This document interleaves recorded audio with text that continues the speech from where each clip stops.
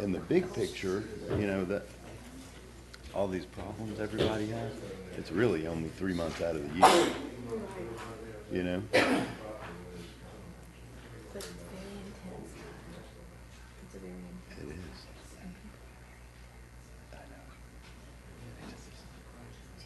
Settle down a little bit. Oh, they did good.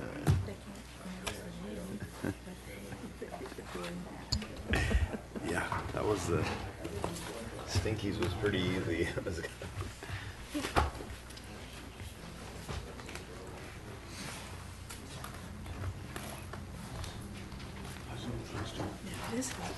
is my kind of handout. I can read that. I usually take it to the computer and do that myself. I do too. Yeah. Even with my glasses. Our neighbor, Christine Oh, yeah. Yeah, sure. So she told us about it. Oh, good. You enjoy everything? Yeah, it was really good. Good morning, everyone. Would you stand for the pledge and the prayer, please? Tim? Bow your heads, please. Our Heavenly Father, we ask that for your guidance today for this board as we work together with our community, businesses, and tourists to accomplish our goals for the benefit of all. In Jesus' name we pray. Amen. Amen. Amen. I pledge allegiance To the flag of the United States of America and to the republic for which it stands, one nation, under God, indivisible, with liberty and justice for all.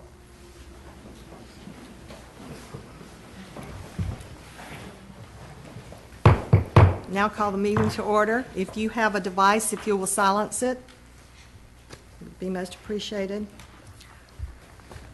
Have quorum call now. Brian? Here. Tim? Here. Gary? Kurt? Here. Jennifer? Here. Jim? Here. Pam? Here. So everyone here, thank you. Okay, do we have any public comments on anything on the agenda? Okay, seeing none. Approval of the minutes. Do we have a motion for approval of last meeting's minutes? So moved. And a second? Second. Okay. All in favor, say aye. Aye. Any opposed? Like sign. The financial report. Have you had a chance to look at that, and do we have a motion? Any questions, though, about it before we, okay, have a motion to approve?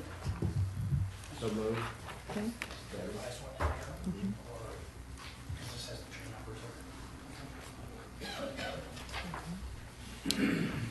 We have a motion. Do we have a second? Second. Second. All in favor? Aye. Any opposed? Thank you. Looks like we were really for June, we were pretty up for June, 14.4 million, 176,164. That's 13.55% over June last year. Which after looking at last year with a 0.10, I thought for sure that we might be on a plateau streak, but obviously we're not. Any other comments? Okay. Thank you. Okay, the next item is, let me see if I got everything. Request TDC direction on a request made by the Coastal Dune Lake Advisory Board to pay up to $1,500 for parking at Grayton Beach State Park for the Coastal Dune Lake Day on September 17th. That's a long one. Thank you. It's a request that was ran through the Coastal Dune Lake Committee, and I talked directly to Matt Allen, the manager at Grayton Beach, and he would be delighted that he would be involved in that day and kind of give him an example of how our parking program works at Cops Hollow. And so I plan myself to be there that day for the event and help out if you have any questions. But we appreciate your guidance and your recommendations on this request. What is Coastal Dune Lake Day? Coastal Dune Lake Day is an education day that they had planned it earlier in the year, and they moved the date further in the past. There's going to be vendors there, educational booths, multiple different agencies, the FWCC, U.S. Fish and Wildlife, and so we'll kind of talk about the Dune Lakes and provide some education. And it's also going to be completely open to the public, so the park as well as everybody So Jason, is this, so it's everybody that goes in? Everybody that goes in for that day, yes, We pay their parking or whatever fee? yes, sir. If they were heading to the beach, going to recreate, coming in to go hike or bike, we would cover the fee, just like what we would at Top Gun. This is just one time that we do It's this? just that one day. Just do that one day. Yeah. Is it a up to or a straight $1,500? Are they going to let everybody in, or what if only 100 people show up? Up to, right, exactly. If only 100 people show up, we would only pay for 100 people. Okay. If, 1,500, that's 300 people, so that would be a whole lot of folks that came in that day. It's a good day. It'd be a good day. And I know we're negotiating to try to do something year-round, so this might be a good way to show them that we will be very accommodating if we could make that agreement work, so. Yes, ma'am. We plan on handing out our rack cards, to everyone there so they understand, what our purpose was in there and to educate some more. And it would be a good way to show them the type of program, what we have, or what we can possibly do in the future. Okay, do we have any comments from the audience? Seeing none, do we have a motion to approve? Motion to approve? Have a motion? Second? All in favor, say aye. Aye. Any opposed, like sign. Okay, thank you, Jason. Thanks.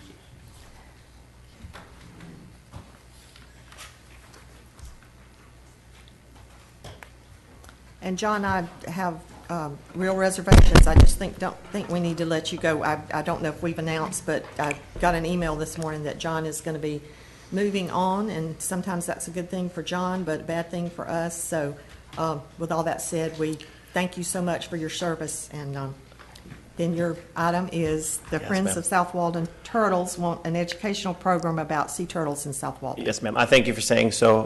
My last day is scheduled for September 2nd, so we have a little bit of housekeeping to do. But I will say that being that this is my last time in front of y'all, I want to tell you that I know how busy all of you are and the time that it takes to come here and work with the team and work with this organization to be part of this community process is something that I have great respect for, and so I appreciate having been able to be in front of you. So thanks for that.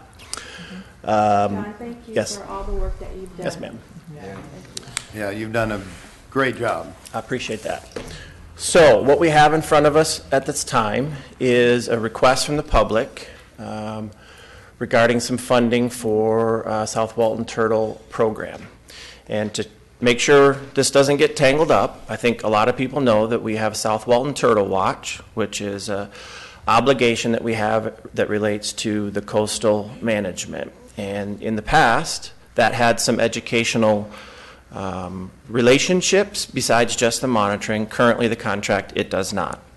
We have a wonderful group of local individuals who have picked up that torch and have given much of their time and energy to the education process and talking about turtle nesting.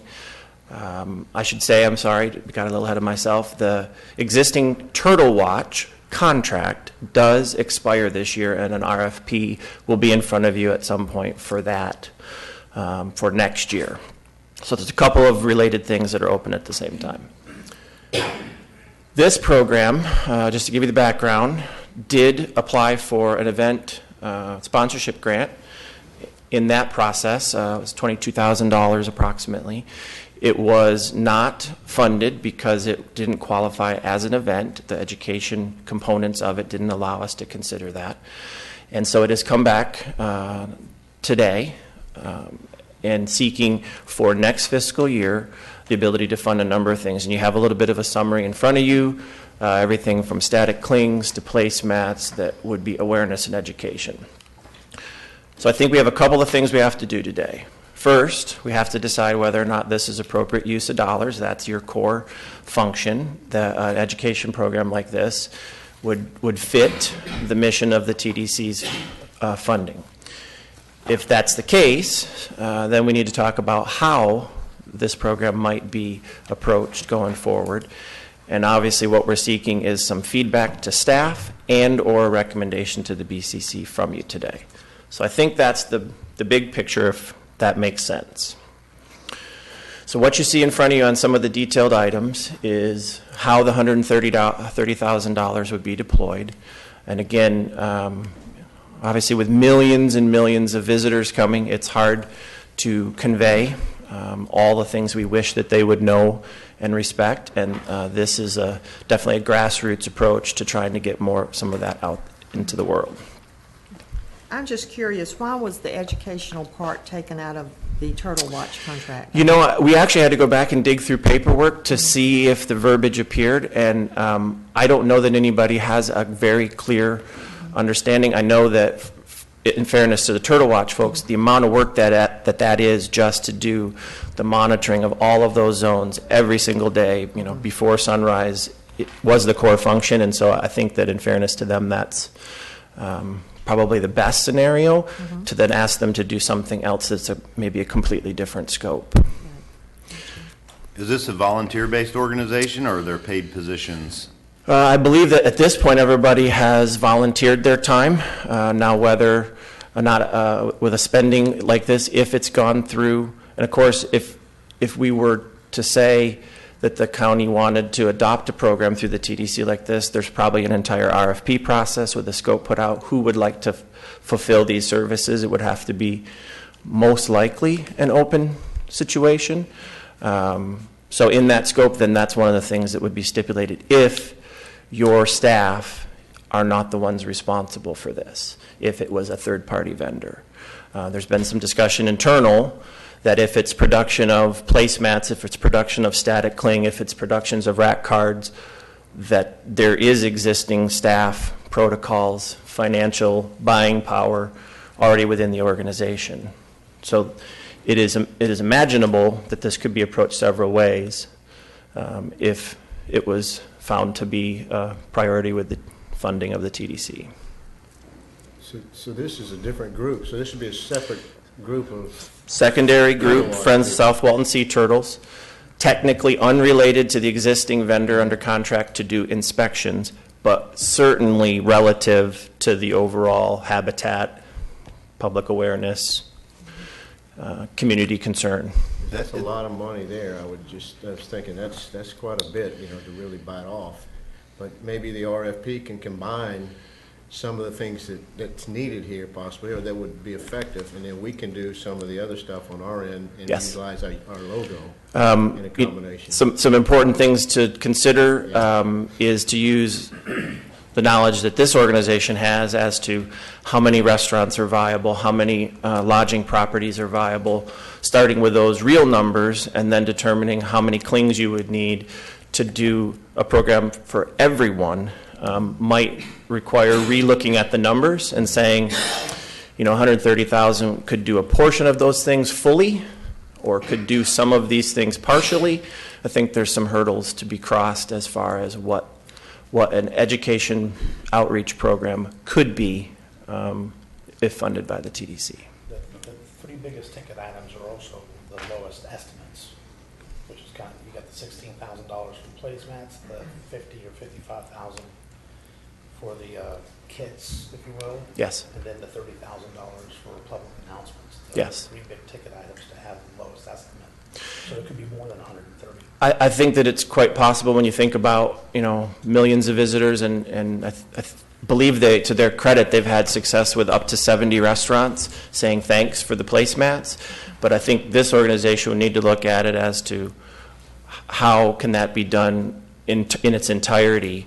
They get all the credit in the world for having started this passion, but if we're going to, put a couple of zeros behind a program like this, I think maybe there's a few things to get guidance on. Another question is, it seems to me that our Turtle Watch program is very visible now. I mean, does it need to be that much more visible with education and everything, or what am I missing here? There's certainly passions for it. I mean, the turtles are something that's dear to our hearts, and having people respect that is something that's very redeeming and certainly very popular. There has been discussion internally as well as if they're going to put a new contract out for the Turtle Watch services for fiscal 17. Has to happen. It is something like this scope coordinated within that so that there is one mission that's funded instead of potentially two missions funded or internal strategy and vendor. So there's an awful lot to consider all good ideas, but it's not just about the good idea and the inspiration. Yeah, Tim, I'm sorry, go ahead, Kurt. Have there been many issues this year? I know of one where turtle went into the hole, but turtle less people got turtle out got it going. Have you had any other significant? I think it would be fair to go and look at the actual records, but anytime something like that happens, the reaction is really very serious. Everybody takes that very personal. If we've set up a wedding too near a nest, if we didn't realize what we've done is impede a crawl, that doesn't go over very well to anybody who's proud of the coastline. So I don't know that it's quantity as much as it is, the feeling of how serious that we want to care for the coastline. But is that solely TDC leadership on that? That's why we're in front of you today with sort of an open-ended item. My thought is that this looks like strictly a marketing campaign. And so is this something that maybe should go through the marketing committee first, and we should get some direction from the marketing committee on this? It would be logical to do that. The timing today, with budget cycles and everything, have preceded, and it hasn't lined up with the marketing committee. And of course, only thing I can professionally equate it to is the beach safety program, where this county made a decision that it was statutorily legislative finding that that wasn't a direct marketing visitation message. It was something else. It was a safety message. But that was a legislative finding was made to say that that's appropriate. And so I think this is education that has marketing value. And that may sound confused to some. To me, I think that's its best definition. So marketing committee would be scheduled for September 6th. So that's a possibility. Any other comments from the board? It occurs to me that education can not be a friend. If you have so many groups trying to educate so many people, the message gets lost. So we probably, this message is an excellent message, but the way it's delivered may require a little more thought. I'm not sure, but I think that within the TDC has a number of goals and responsibilities. This certainly would seem to fit that, but it seems disjointed to me. And that's where I'm afraid you'll spend the money and lose the message. It does seem to me that, it should all be one somehow. Why have two groups? Are they competing? Is there competition? Is there one saying, well, they're not doing this, so we need to do this? And somehow it's all about the turtles. So, how can that best be accommodated? I think that education, who knows most about the turtles right now? The people that are on the Turtle Watch.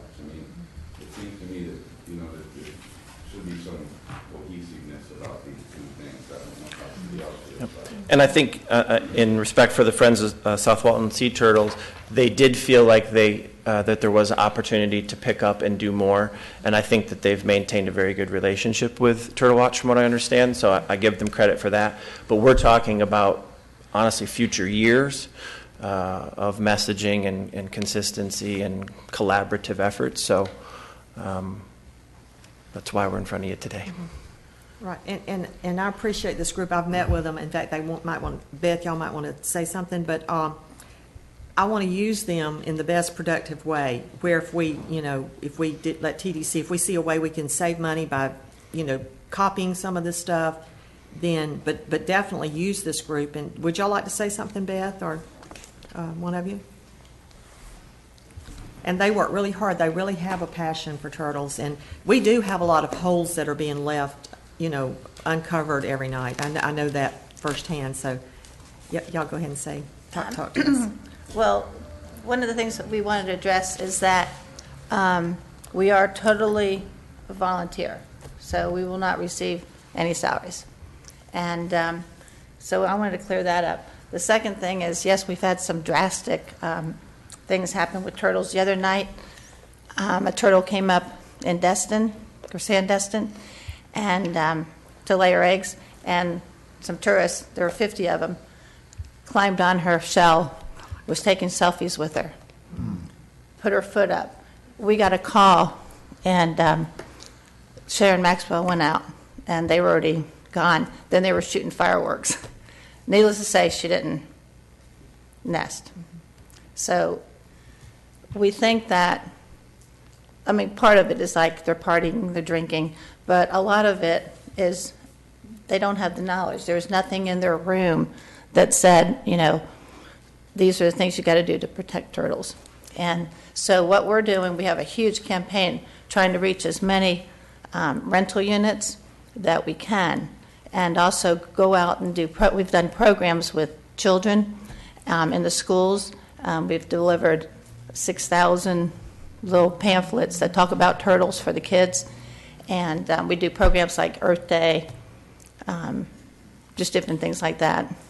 And but it's a real expensive thing because you got to print the materials. And that's why I'm going to turn it over to Faith. When you think there's over 3 million You got it. visitors, I can't hear. when you think about how many visitors come to, you know, the area, and there's over 3 million, even at 4 cents a piece, you're talking quite a bit of money, and that's the cost of a placemat or a postcard when they're purchased in large bulk. Pennies don't seem like a lot, but when you add them up, as you know, they do add up pretty quickly. So we are truly limited by funding and how many materials we can get out in order to get to, you know, our goal is to educate everybody. There's lots of opportunities to partner the messaging with the beach flag safety information that's already being disseminated. And so there's lots of opportunities there that we know that money's already being spent that we don't need to spend, because that would be recreating the wheel, and there's no point in doing that. So there's lots of opportunities. You know, we were asked to form separately so that there was one group handling all of the education, so that the Turtle Watch group could handle their contract and the nest monitoring, because that really is quite an extensive amount of work. And it answers the question that you guys had about the two different groups. We were asked to form separately so that we could handle all the education and awareness in the county. So do you see a way that you could work with the TDC if they can duplicate some of this stuff cheaper and? Of course. Okay. Yes, of course. We already, you know, have been having conversations with them about the different programmings that we do with beach cleanups and that type of thing.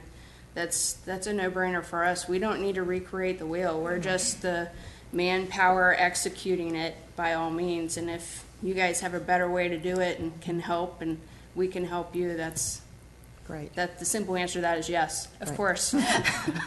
So can this stuff go in through your department, John, and be produced in-house, so to speak, or through, you know, with your logo on it, and then passed on to them to distribute? Brand standards and priorities and Yeah. quantities and county purchasing, you know, procedures and all of that stuff would be logical. That seems to make more sense, and I think would help us all get our heads around. None of us want to say no to the turtles, of course. We love the turtles. But that would help us. It's our And we don't want you responsibility to to watch either. the pennies.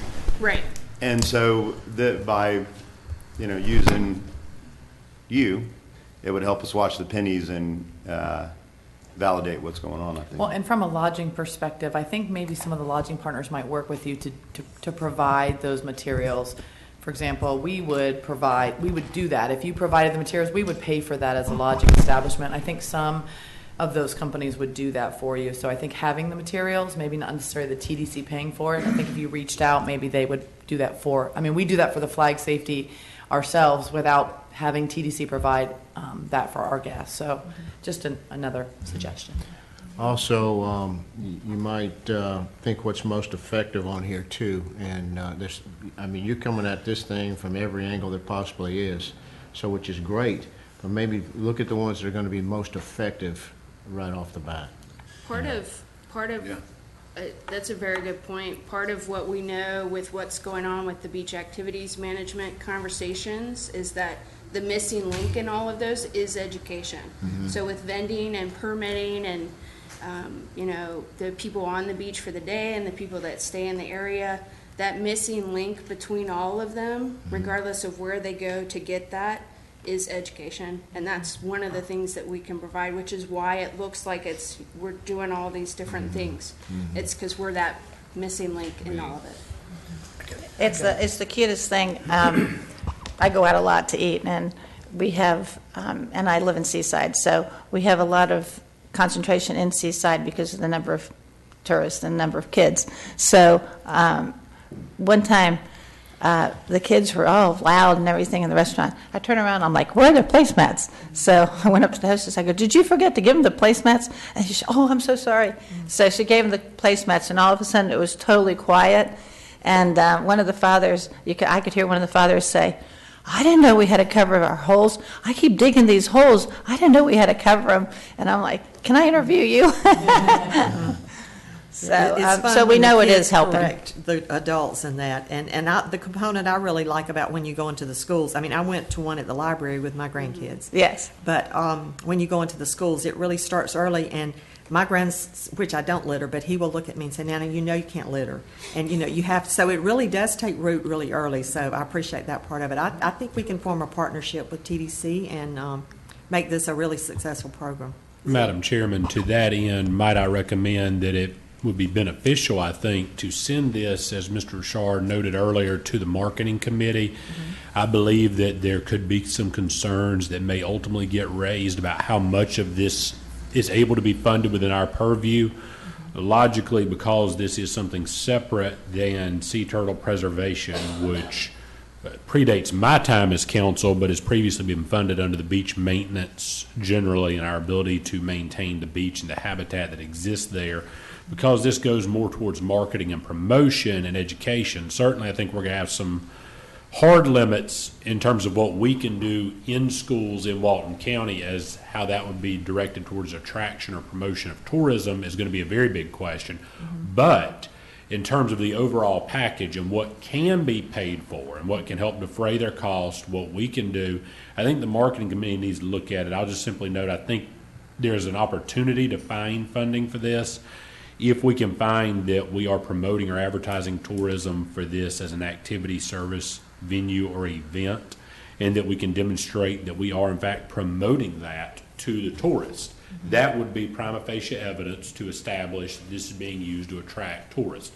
But I think that's the one disconnect. What they presented to you as an outstanding educational component to what we already do. But I think we've got to bridge that gap, and I'm hoping that our marketing committee, if it goes to them first, can tell us, well, how can we do this? Because we've talked a lot, and I know Mr. Shard is very familiar with the idea, between these ideas that come in, how much in-destination marketing do we do and what is of a benefit there? Well, obviously, this is going to be done in destination, but it's going to be directed to tourists. So I think we can clear that question that we always ask.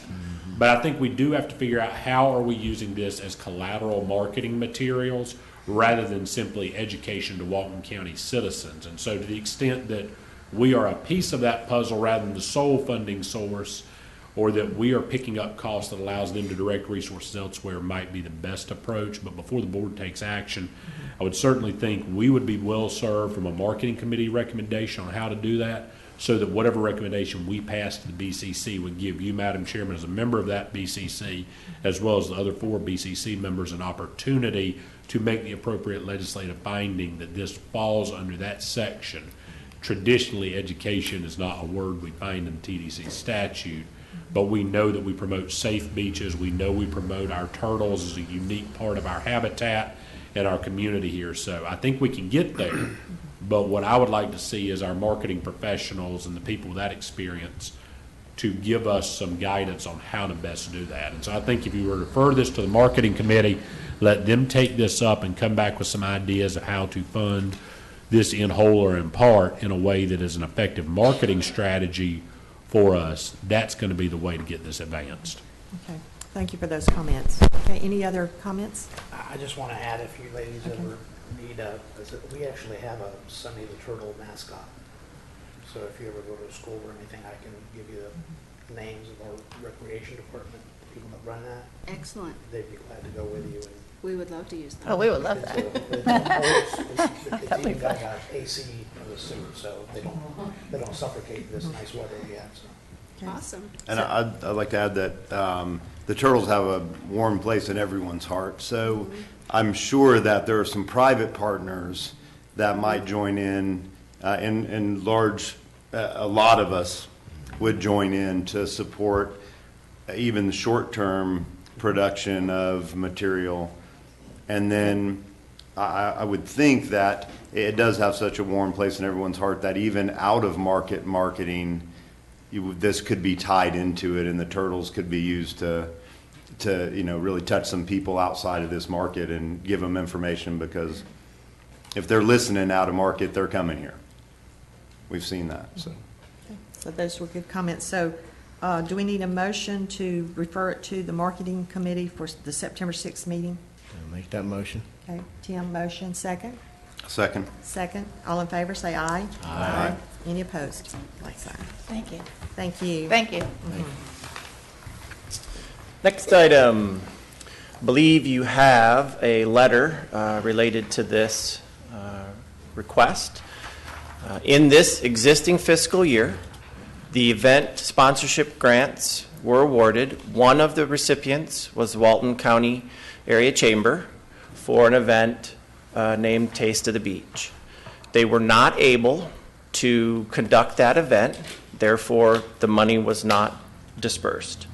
They have since come back and said, we have an event September 24th, which is RunSup, an athletic event at Grayton Beach State Park, and made an appeal to say, could the dollars be redirected to help market that event. We've been pretty conservative in the past with moving monies around. There's a huge process. There's a committee that scores, comes in front of you, goes to BCC. There's a lot that goes into it. Once a year, that timeline. We have said no on more than a few occasions. However, there isn't anybody that doesn't want to see the money deployed for good reason. So I think it's been made clear that we don't consider this to be a contingency event, but being that the Walton Area Chamber was awarded those dollars, this would be an exception to allow them to possibly fund that. So they made that appeal. I think you have Jay's response. The program has many successes, and at its heart is intended to help non-peak visitation. So that's what is in front of you today, is a request for recommendation about redeploying those monies to a different event for the same entity. Was this run, is it stand-up paddle? That's Yep. what it means? Run. Was it awarded a grant during the events grant process? It's a bit of a confusing answer. Their dates have moved a few times in trying not to conflict with other things that are going on in the community, which is, nice of them not to try to split votes, people's choices of things to do.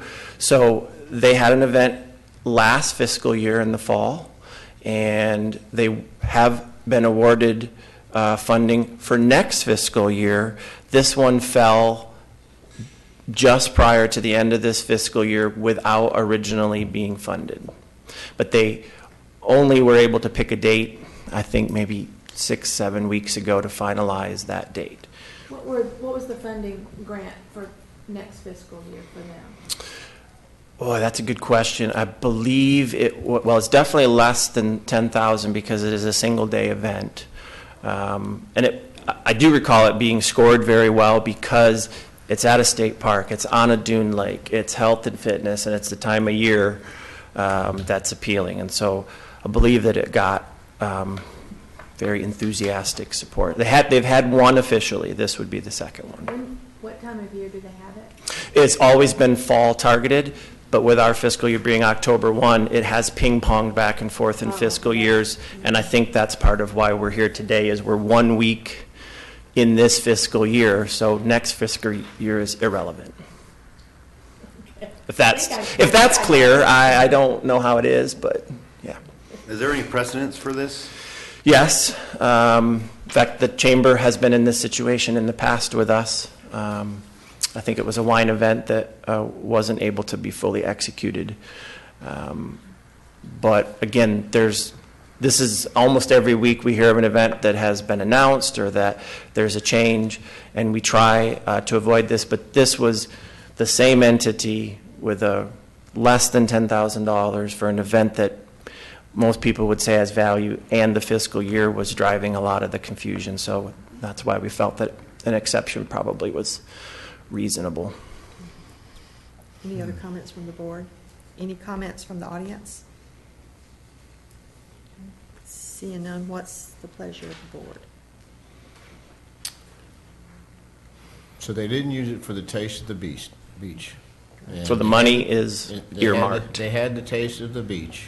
but Did not. Did not have it. No. That's So- why there was no, I that just these wanna make remaining sure funds we're were not clear on that, expended. Yeah. So are they going to have Taste of the Beach next year?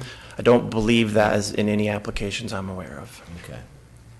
Well, if they're If limited- you vetted this, would it get the full $7,000, this I- event? I couldn't predict the number. I am very confident and happy to predict that it would be scored extremely highly for funding, but I couldn't say that this is the exact number. The number's driven on the current budget. It has been Yeah. in the past, given a grant.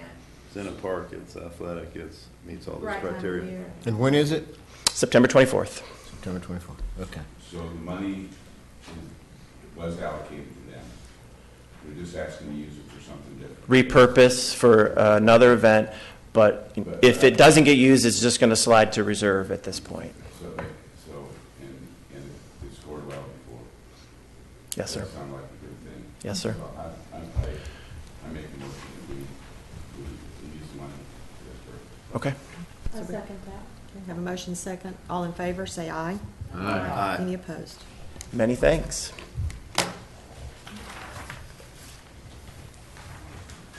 Brian, looks like you've weathered the season well. Good morning, Madam Chairman, council members. I'm Brian Kellenberger, Director of Beach Operations.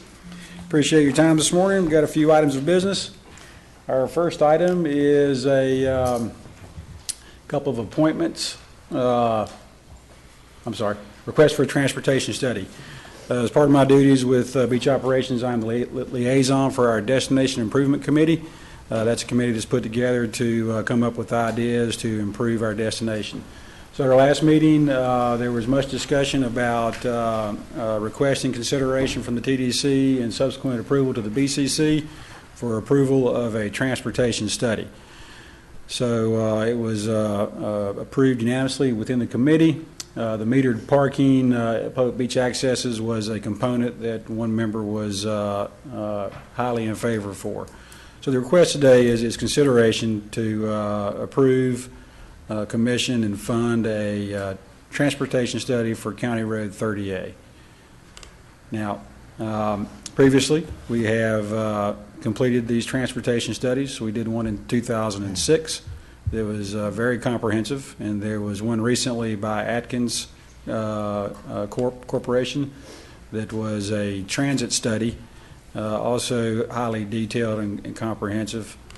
So not sure what the BCC's intention on implementing some of those recommendations or improvements, but this is a continuation of the quest to relieve congestion and parking issues on 30A, primarily through another transportation study. What would we be getting out of this study that we did not get out of Atkins? I mean, would it be more in depth or? Well, I've reviewed the Atkins study. It's fairly in depth, very a good study. It pretty much mirrored the 2006 study. So I can't really say what additional information we would get out of it. I think maybe we ought to, as a total group, meaning TDC and BCC, take a hard look at the most recent study, compare it to the 2006 study, and then make some implementation moves to start doing what our consultants are telling us or recommending we do. Implementing, yes. Yes, ma'am. Yeah. Yeah, I'm gonna get to her. Do we have any more questions from the board? No, I think we have two studies. That's what I thought. I remember we had a couple studies. We Lee, just come on haven't up. done anything. I'd like to say that I am in favor of a study. However, I would like that study to be more of a long-term plan for the county, and for there to be a committee or a function of the county developed to become that foresight group in putting a long-range plan so that we can stop spending a lot of money and a lot of time addressing individual issues and putting out small fires that just cost way too much money, and we're not getting any long-term planning out of it. I was curious about the meter parking too. That's what I was hoping to ask Lee some questions about that. Okay, Lee, come on up.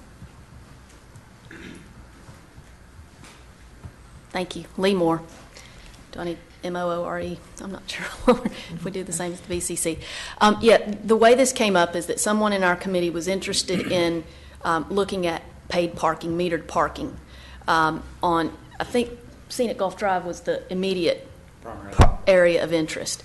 And so our discussion morphed because for the last 2 years we've been having this ongoing discussion in the Destination Improvements Committee about what you just said, the fact that it seems that most of our plans and actions are not long-term. It's more like dealing with what's right in front of us versus looking, let's say, 15, 20, even 30 years out at what our transportation needs will be. And so it wasn't intended just for 30A either. And maybe some things got lost in translation or I didn't communicate well enough in the committee meeting, but we felt that a holistic, not just study, and I think that's the key, is that study has to happen first, but we want a plan to result from the study. And that's where it seems that we kind of never have something in place, at least that the public is aware of. Now, there could be things going on behind the scenes that we're not aware of, so I will give that caveat. But we were looking at all of South Walton, and also, and this has been done in the Atkins study, looking at how even connections to North Walton could come into play with that. And if there are transportation needs in North Walton, certainly that should be looked at as well, but I'm not aware of those, because I live down here. But we were looking for a holistic plan, long-term, that could be planned out and implemented and sought funding for through the years. You know, people get overwhelmed with this a lot of times because it'll be expensive. But we're experiencing the kind of growth that we are, and it's going to be expensive to deal with it. But if you can project that out over a number of years and get a plan in place, it would help the BCC, I think. They would know what they're dealing with, what's coming, versus dealing with, urgent outcries from the public on a specific transportation problem in a specific area or on a specific roadway. So that was more what we felt like was necessary, to bring a professional transportation planning firm in. And a lot of work has been done. I think it would probably accelerate their process and probably make it less expensive for the county to hire them because of the work that's been done that's been more in specific silos, whether it was current parking needs like the study that was done a couple of years ago that was very limited to current parking needs, not future, and transit studies that have been done. I think they could take that and assimilate it, but it all needs to be looked at as a whole, looking at pedestrian and cyclist facilities and how that ties into everything else, looking at paid parking and how, we're one of the few major tourist destinations that doesn't have paid parking, which, by the way, could pay for some of these improvements. So that's more of the feel I got from what our committee was looking for. Maybe Kurt can... Yeah, I'm on that committee too, and I agree that tying all the pieces together, bike paths, bike lanes, whatever need, there's so much we already need, we kind of know we need, but to not... We seem to always be running behind the problem instead of getting ahead of the problem. And I think that this is an opportunity. Probably, we've had the studies, as you say, so we've recognized the problem for a long time. But I think the objective of developing a plan, with that as being the objective, this study is going to take us somewhere, not just going to give us some more information. So I'm in agreement with the idea. Obviously, it was unanimous vote on our committee, so. That was the question I had, is that if it was going to be comprehensive, I didn't know obviously I know what transportation means, but what did it include? Whether it was just vehicles or whatnot, and then the metered parking is obviously a way to pay for any emergency repairs or long-term expansions or growth or improvements. Is that my understanding? Yeah, But sure. to contribute to it, I'm not sure. And it could also change habits, too. You know, if you have to pay to park somewhere, you might find a different way to get there, which we really should be encouraging people to do, is get out of their cars.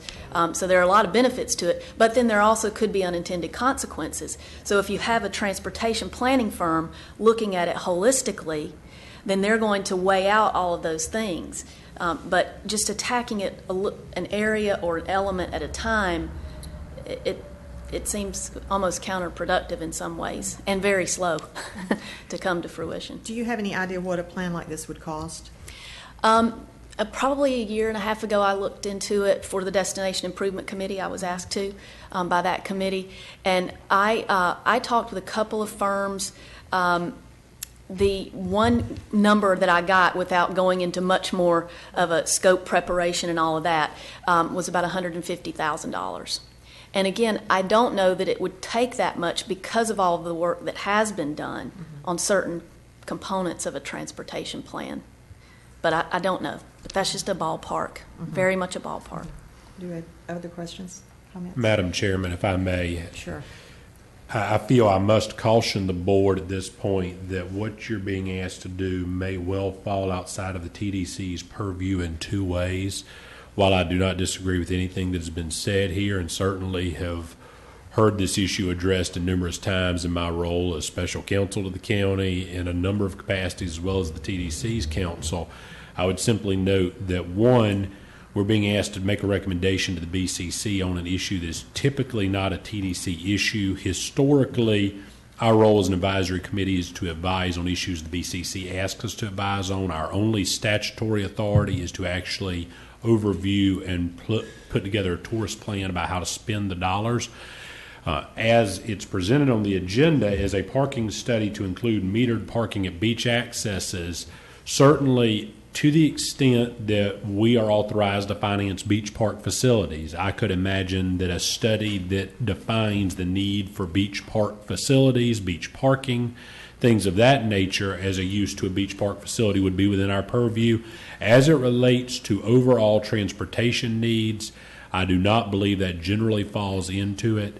As the service of transportation or effective transportation or transit may be something that could be marketed, the actual implementation of certain plans may be something the TDC could contribute dollars to, and until I actually see what that would look like, I'm afraid I could not, nor could even the Attorney General at this point, offer a more concrete opinion on the permissibility of that.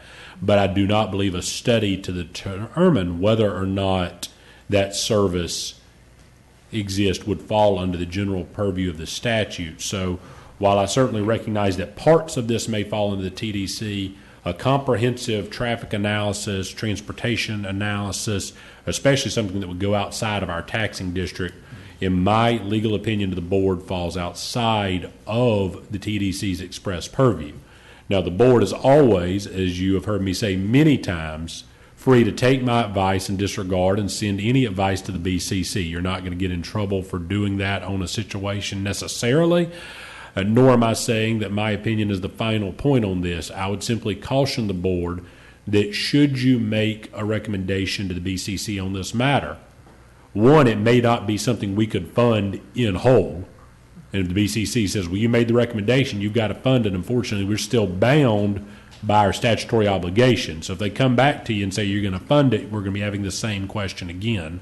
To what extent can we fund this? And that's going to be a very important question.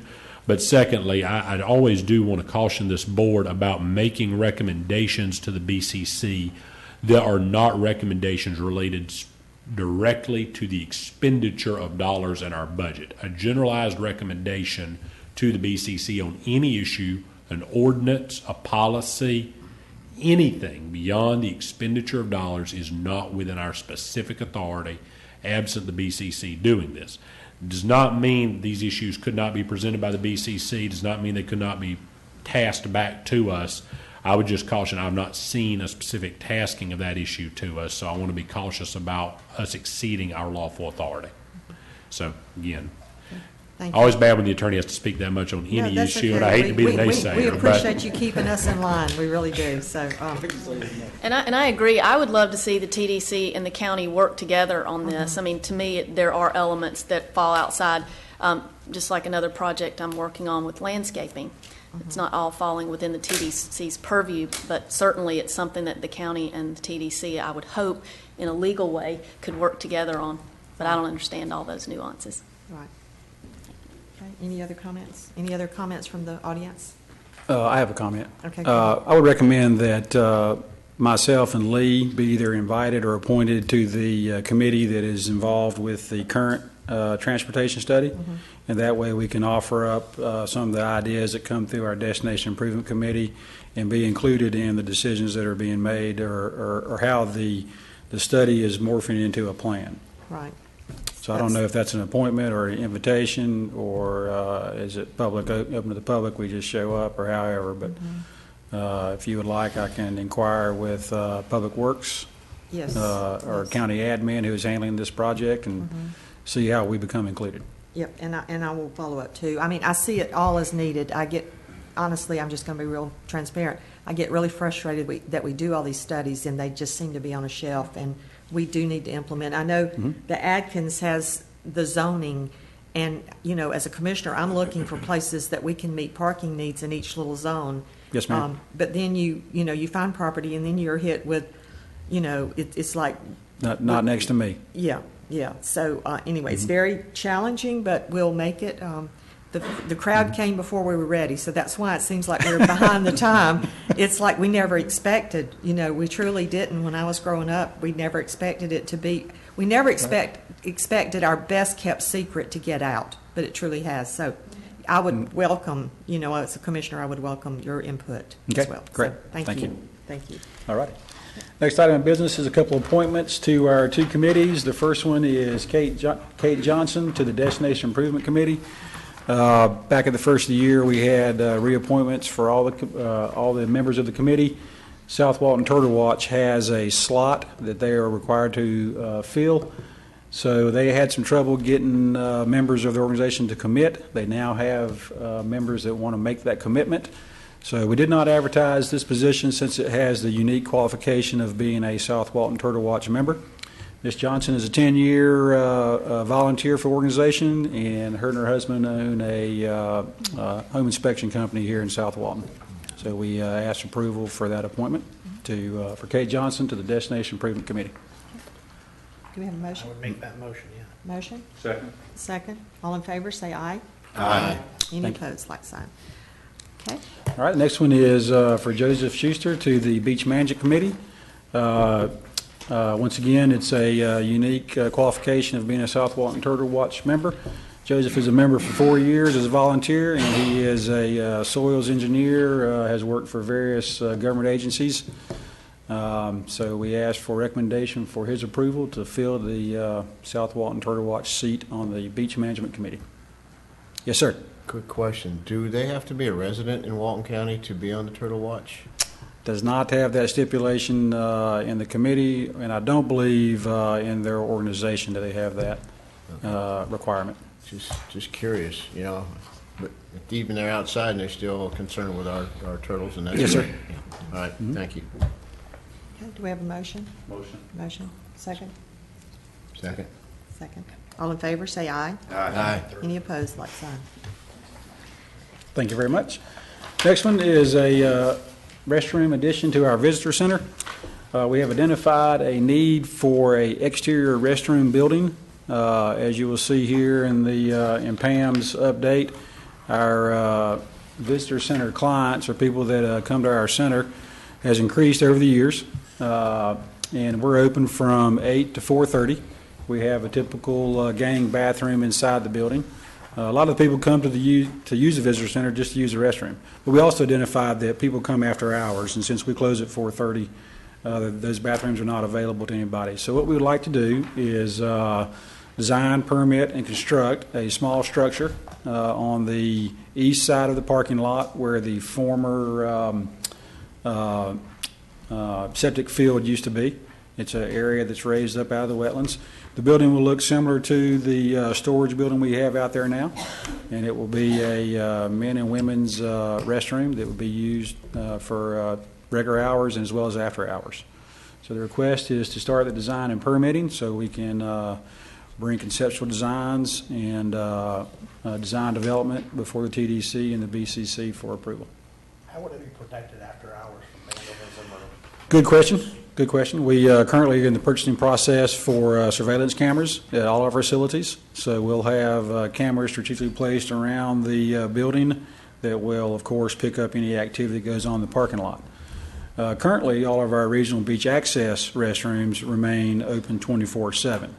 The big reason for that is at one point we decided that we would lock them after hours, and we realized that vandalism increased since they were locked. If they're unlocked, people use them, and we do have some vandalism, but by and large, very little vandalism for a 24/7 facility. The other reason we would leave it unlocked 24/7 is during the summer it gets dark about 8 o'clock, 8:30. We simply don't have personnel on at that time that would come by and lock it and then unlock it again. Of course, we can unlock it at 8 o'clock in the morning, but through observation of after hours while people are working after hours, or if some of our maintenance guys happen to be there doing work after hours, and as well as in the morning, we've noticed that people come to our visitor center and when not presented with an opportunity, they take an opportunity. And so we're trying to cure that problem as well. Let's get to the bottom of this. I was having trouble understanding. I was trying to say that in a nice, Based on other restrooms, do you have any estimate on the cost of this deal? No, sir. We're looking at about probably 400 square feet, going at the average rate of $150 a square foot. Not much site work involved in it. Like I say, the land is already raised due to the septic mound. It was abandoned many years ago when we put in sanitary sewer. And preliminary discussions will not require any more parking, and we'll convert one of the islands into a handicap accessible sidewalk to get to this facility. Like the existing building pilings, and I think it was like 18,000 and change.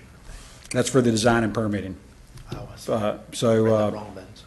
Construction will be $400 square feet at $150 a square foot. And you have 60 the grand. area? Yes, sir, we Plenty do. of room? Mhm. There's not going to run any complications, or we have to No, we've had our go through permitting or for No, sir. land or anything? Nope. We have like I said, the available land is there. No wetland impacts. Does not require any additional parking for this restroom. And the architecture will be equal to what the storage building looks like out there, which looks like our regular building, what we call coastal cottage architecture. So, yes, sir. So the septic's been, this tank itself's been removed? Been abandoned. It's been I believe it's been filled. But we'll make sure that, any structure that goes on top of it Yeah. has proper soils report to hold the structure. That could be an issue, yeah. Yes, sir. Okay. Yeah. But I believe typically when they make you abandon your septic tank and get on sanitary sewer, in the old days you had to fill it. Nowadays they do make you crush it and all that. But I believe this one has been filled. But we'll verify that prior to construction. Is this going to be contracted outside, or is this something that This will the be county? This will be contracted outside. So is it prudent to You're looking put a at- motion on the table to put it out for bid? Actually, the motion is to start the design permitting process, and then during that process, we'll have conceptual design review, design development review at 30%, 60%, and 90%. And of course, that would go through each committee or council, through this council first, and then through the BCC. So by the time all that gets done, and then you're saying, again, the square footage and the dollar amount, that's about 60,000. Yes, sir. Then you can plan to put that into the budget for the next year? Is that Yes, sir. foregone, or? Nope, Okay. nope. We actually have some monies available this year for some beach access projects that did not make it through the approval process, and capital improvement money can be carried over. Capital improvement money can be carried over from year to year, be it encumbered or not encumbered. So if we approve the design and permitting, I would then ask for OM&B to carry this money from FY16 over into FY17 to cover the cost of construction of this. Because you also got some very needed, which was in the last minutes, some erosion problems in 2 areas. Yes, sir.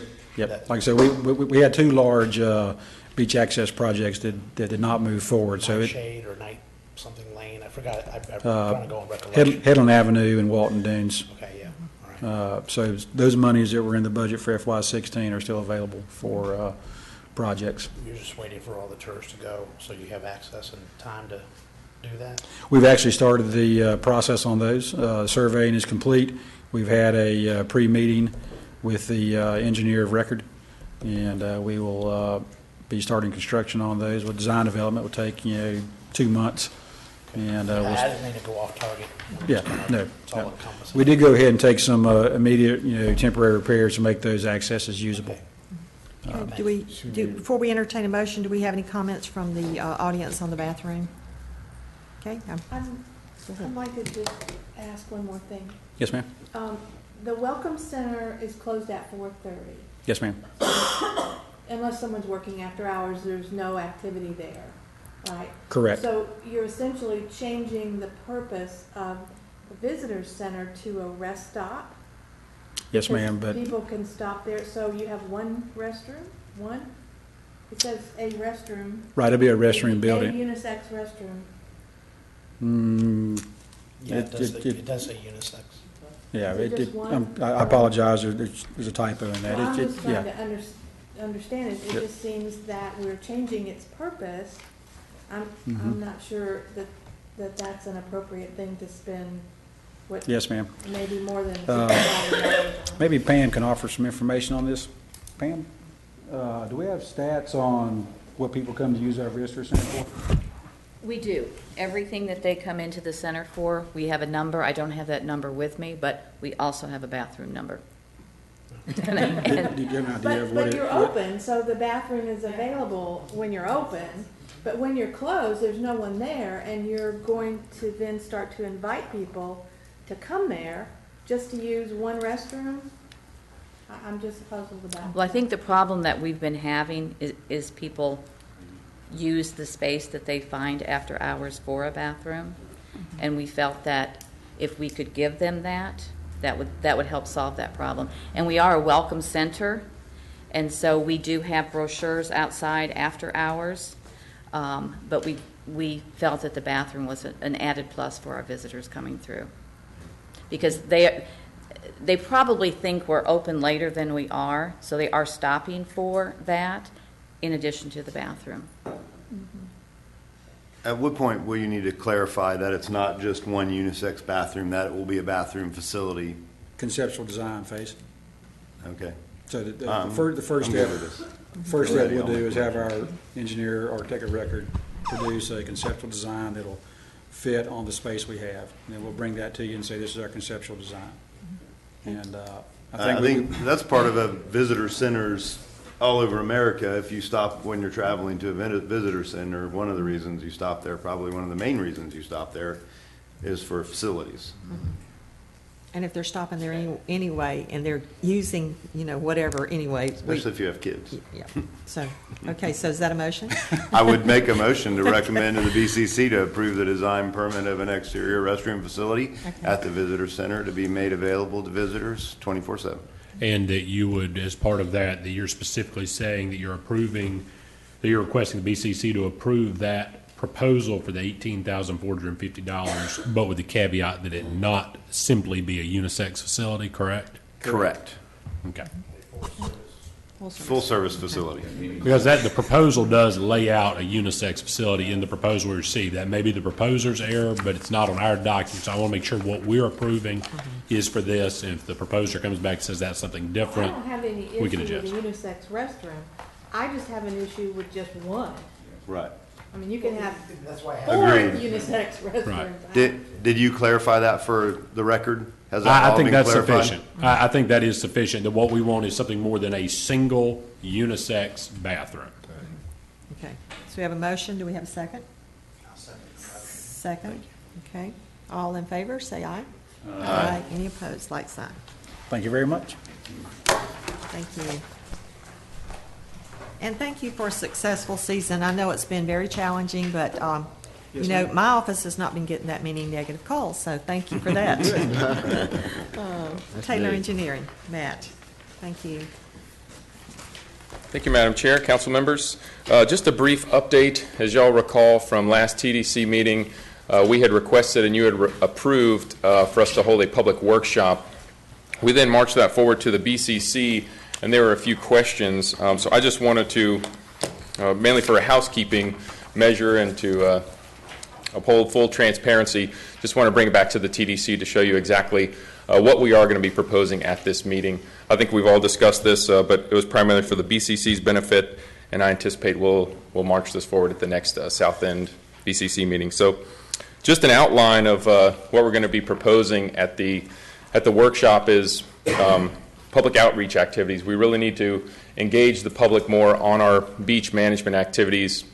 We're shifting from a proactive beach management strategy to a more reactive. We want to make sure folks are fully engaged and aware of that, and then giving them the options and discussing with them what type of alternative forms of management are there. One of those big items is going to be obtaining the DEP and core permits. As we've discussed, all the reviews have been done, but we don't have the actual permits in hand. So if we did have a storm, having those permits, even though they're sitting on the shelf, will be a huge benefit to us, and will help expedite our post-storm response. We'd like to also collect some beach survey data. Again, all of this will be assembled in a report. It'll be presented to the TDC, as well as the BCC. We'll have cost estimates of all of this and our recommended plan that will be summarized in the report. We haven't been collecting data nearly as often as we should, monitoring the beach. These are beach profile surveys to see, are we really losing beach, or is the sand just shifting off into the offshore bar? This will be the data that will tell us yes or no, is it a positive or a negative, or we are seeing no net losses at all. In your plan, don't you have aerial photos that you mentioned that, with the exception of from a certain point to east? Yes, we do. Well, we previously, for the western Walton County project, this is from the Okaloosa County line over to Sandestin, we had been flying some very detailed geo-referenced aerials just within that one project area. That's no longer required by our DEP permit, so we have not been doing that the last couple years. However, the TDC has been flying the beach with a hired airplane or a helicopter taking obliques and some aerial photography, but there's only so much you can gain from an aerial photograph. Getting more lower elevation, higher resolution photographs and coupling that with survey data, that will be the tools we need moving forward, especially if there is a storm that comes across and we want to make a FEMA reimbursement. We can't do that without data. We can't just say, hey, look at these two photos, our beaches are damaged. We actually have to prove the volume of material lost. So that kind of goes into the pre- and post-storm activities, more detailed surveys, photos, and then after the storm, a post-storm analysis will run through the process of what that analysis will include to the reporting. And then once we obtain those DEP and core permits, they're good for 5-10 years. We're seeking the longest authorizations we possibly can, but making sure that those permits don't expire. Again, keeping those tools in the toolbox and keeping our options as open as possible. So that's pretty much it. Just a brief update, but if any of you have any questions, I'll be more than happy to answer. Any questions?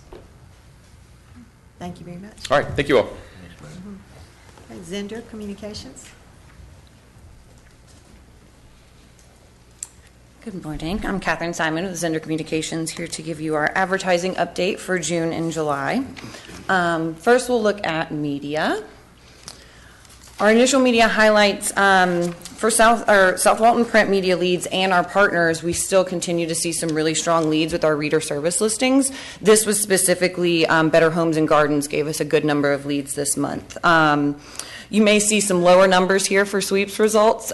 Don't be alarmed. We didn't have a monthly sweeps partner as part of our co-op program in June or July, but we were presented with a unique opportunity with Florida Golf Alliance providing a list of thousands of leads to us from golf shows where people have showed interest in Florida golf. And so we technically have to have them opt in to communications from Visit South Walton. So we set up a golf sweeps with some of our partners, Newman Daily and Santa Rosa Beach Golf Club. and deployed that through our sweeps means. So that ran from June 29th through July 31st, and we are picking the winner this week. So you shall see larger leads coming in the coming months. Some new media opportunities. Obviously, we're always looking to promote shoulder season, and specifically in our core markets. That middle photo you'll see here was our print opportunistic budget. We were able to place a full-page ad in Good Grit magazine for their July-August issue. And then some interesting opportunities that we found for the regional brand opportunistic budget, specifically in our Nashville market, since we will be attending Music City Food and Wine in September. The local palette, we will be in their September issue. It is a nationwide publication, but it is also distributed at Music City Food and Wine as one of their sponsors. So our ad will be placed in that and will be distributed to all of the attendees. And then Nashville Lifestyles will also be in that September issue. Their circulation is 33,000 across Tennessee, and with a very high household income audience. And then our ad will be placed next to editorial that is specific to Music City Food and Wine. Our opportunistic interactive opportunities that we actually started just yesterday. We have some really interesting things. I know John's mentioned a number of times how we're looking to bring context to our content and not just having print ads out there. We want to be drawing people to our website to learn more about the destination. So one of the placements is in Condé Nast Traveler and Bon Appetit's websites.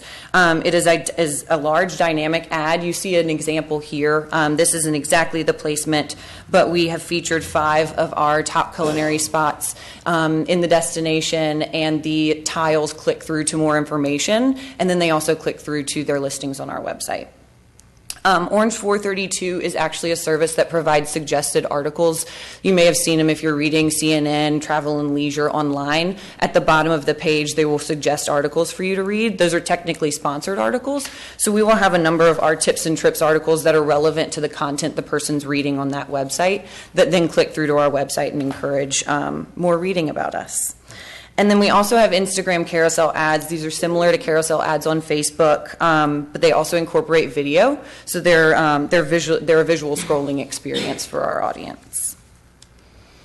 For added value, we are over $2.7 million for the year and 65% of our total media buy. So we continue to make sure that we secure a great bit of added value for the destination. 2 examples here. We actually had a placement with Virule, which incorporated a vertical video. So when you're scrolling through an article, the video pops up and it doesn't go really small because it's a horizontal video. It is a vertical video and it takes up your entire screen. So it's a better user experience. And then we also received additional promotion from Southern Living.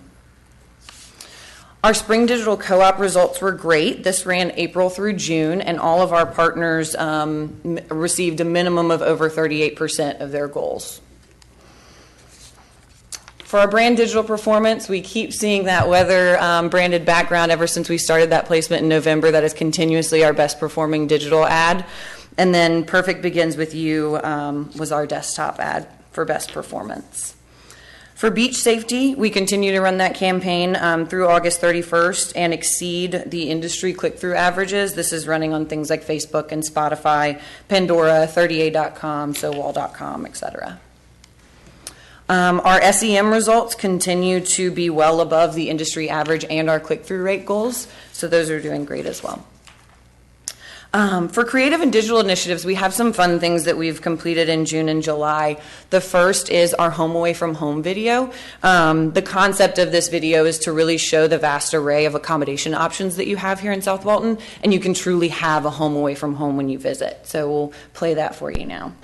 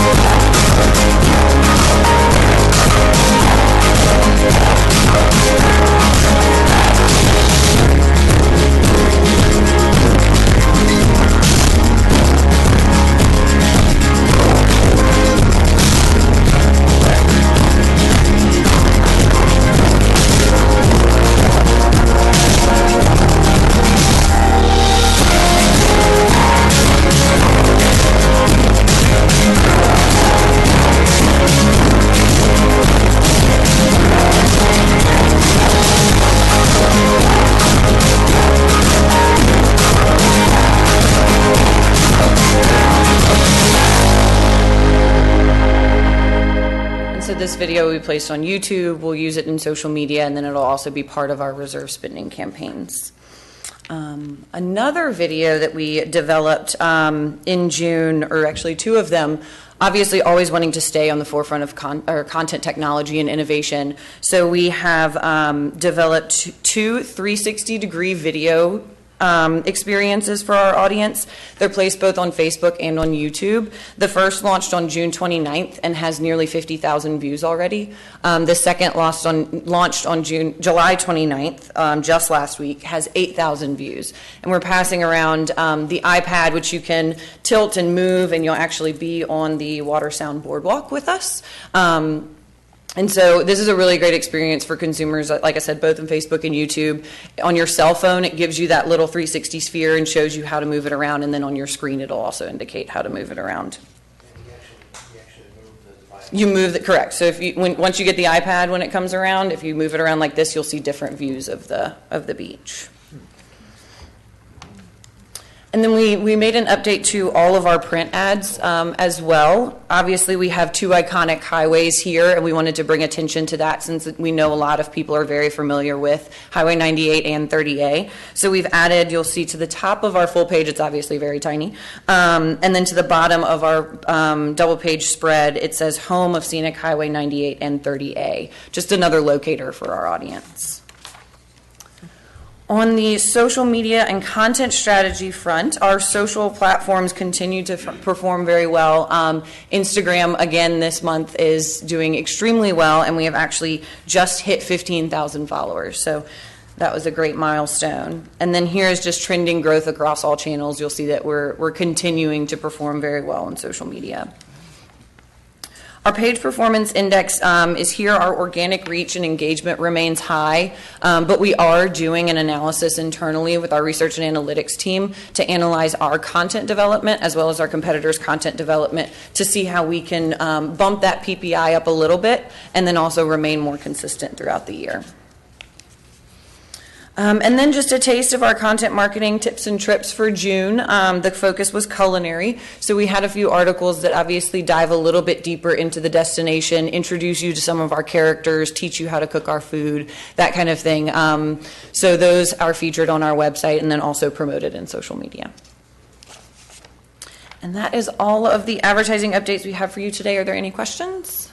Any questions from the board? Thank you very Thank much. you. Thank you. We're down to Downs and St. Germain. Hello. Hey everybody, I'm Joseph St. Germain with Downs and St. Germain Research. I want to thank you for your time today. I'm going to be going through the spring visitor tracking report. As we do with a lot of these quarterly reports, I'm going to be noting one or two things on every slide, but feel free to stop me as we go because there's a lot of data to get through, and unless you guys want a couple-hour presentation, I'll kind of hustle through it a little bit.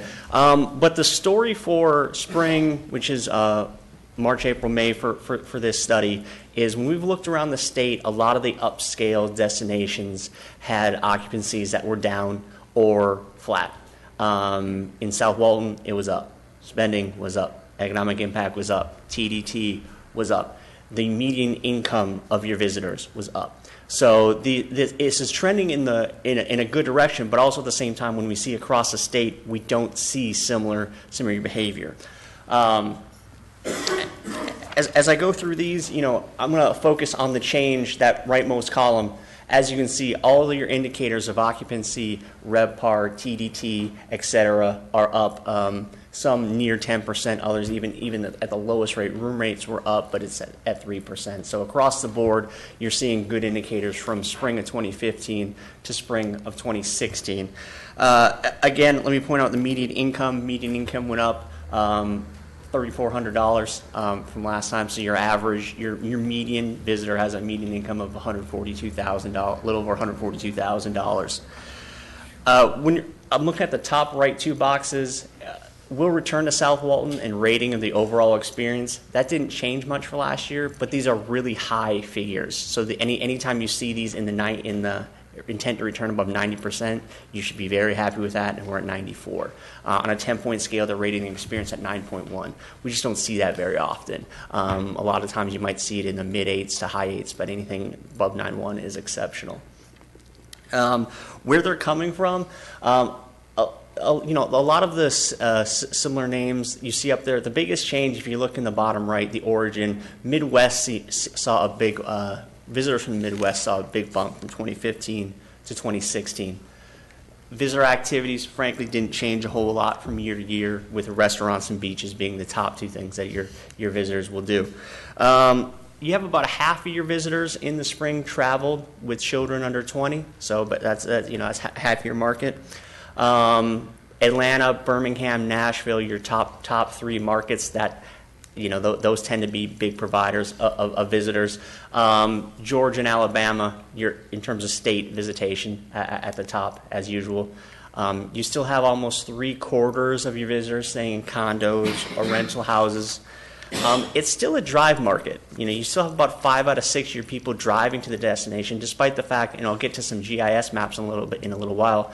You still have a lot of people coming from long distances away, but you still have most of them driving to the market. They're spending a little over 5 nights, about 1 in 5 were your first-time visitors. That tends to be fairly stable from year to year. Again, I like to point out anytime your visitors are having a good experience. Again, an average on 1 to 10 scale, the average rating of 9.1 with 94% intent to return.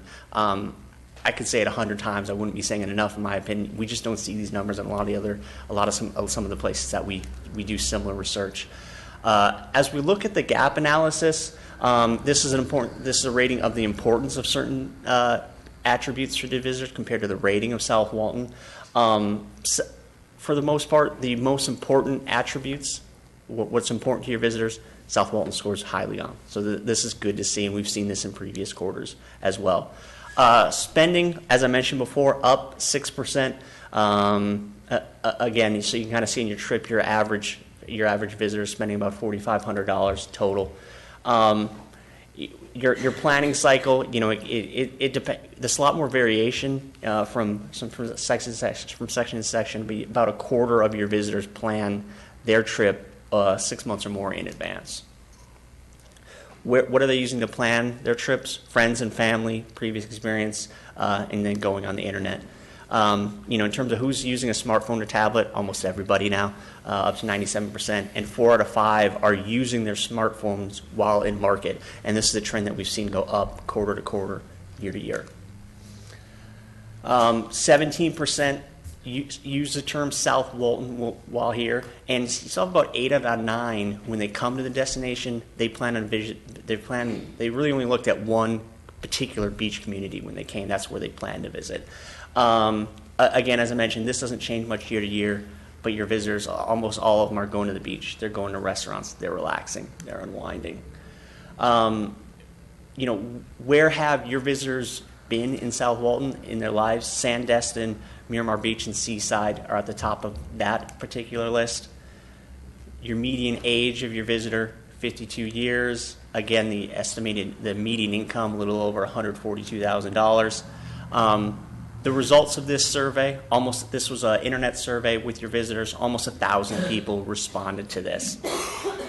Before I get into the GIS maps, any questions on your spring? Any questions? All right.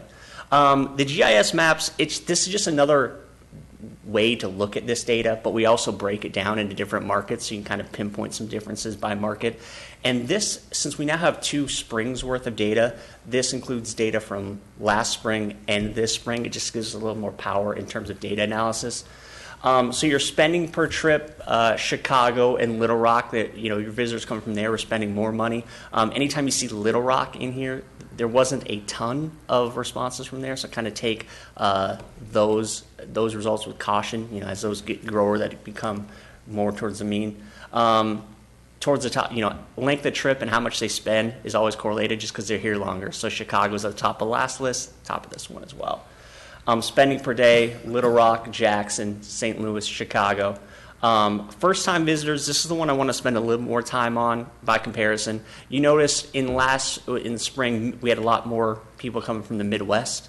If you look at the percentage of first-time visitors after Houston, Kansas City, Chicago, Detroit, Columbus, Cincinnati, St. Louis, a lot of first-time visitors coming from the Midwest, and we saw that with the difference from last year to this year in the percentage of your visitors coming from the Midwest.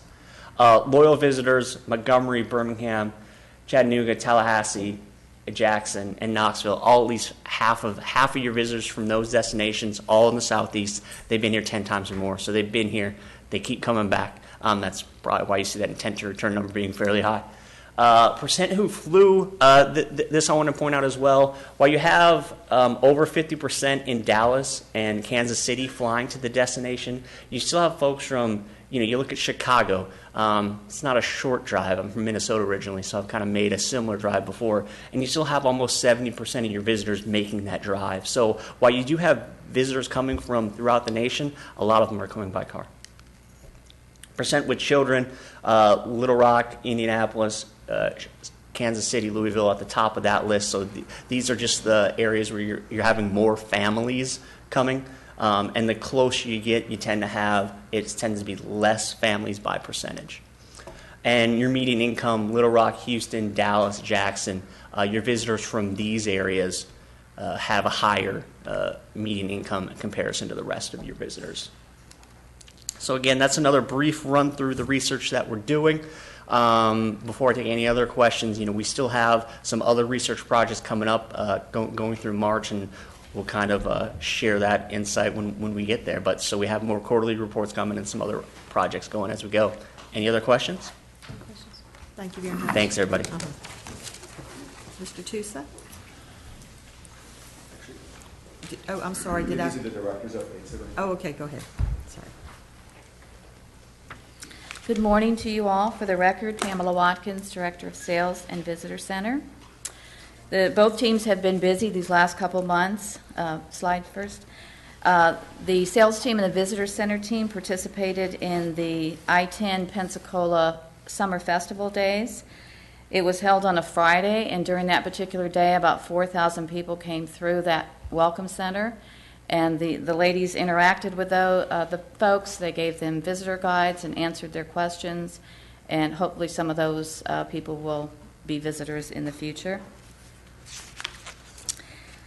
The sales team in June participated in IBTM, which is Incentive Business Travel and Meetings, which is a very good show for us. This destination is a great incentive destination. And as you can see, our booth looked beautiful. This is a high-end show. And our team tends to dress in our brand colors, and they get a lot of attention during the event. So that had a very positive ROI. Upcoming sales missions, we will be in Connect Marketplace, which is a meeting show. There will be 3,000 people at that event. There will be various tracks of corporate, association, religion, and sports. We will be sponsoring the first day's breakfast, and that allows us stage time to show our video, give away some vacation packages, and be front and center.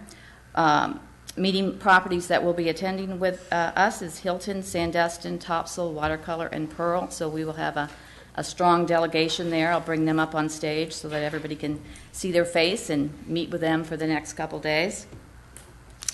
Then we will head to Atlanta in Buckhead for Wine, Women, and Shoes. We've done several Wine, Women, and Shoes in the past, Dallas, Fort Worth, and Nashville. This is the first time we've done Atlanta, and as we all know, Atlanta is our #1 leisure destination, so it'll be great to get in front of those folks. In August, we will have a sales lunch and learn, and this is focused to our properties in South Walton that have meeting facilities.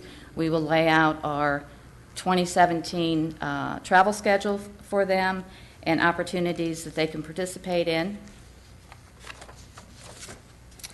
Visitor Center stats.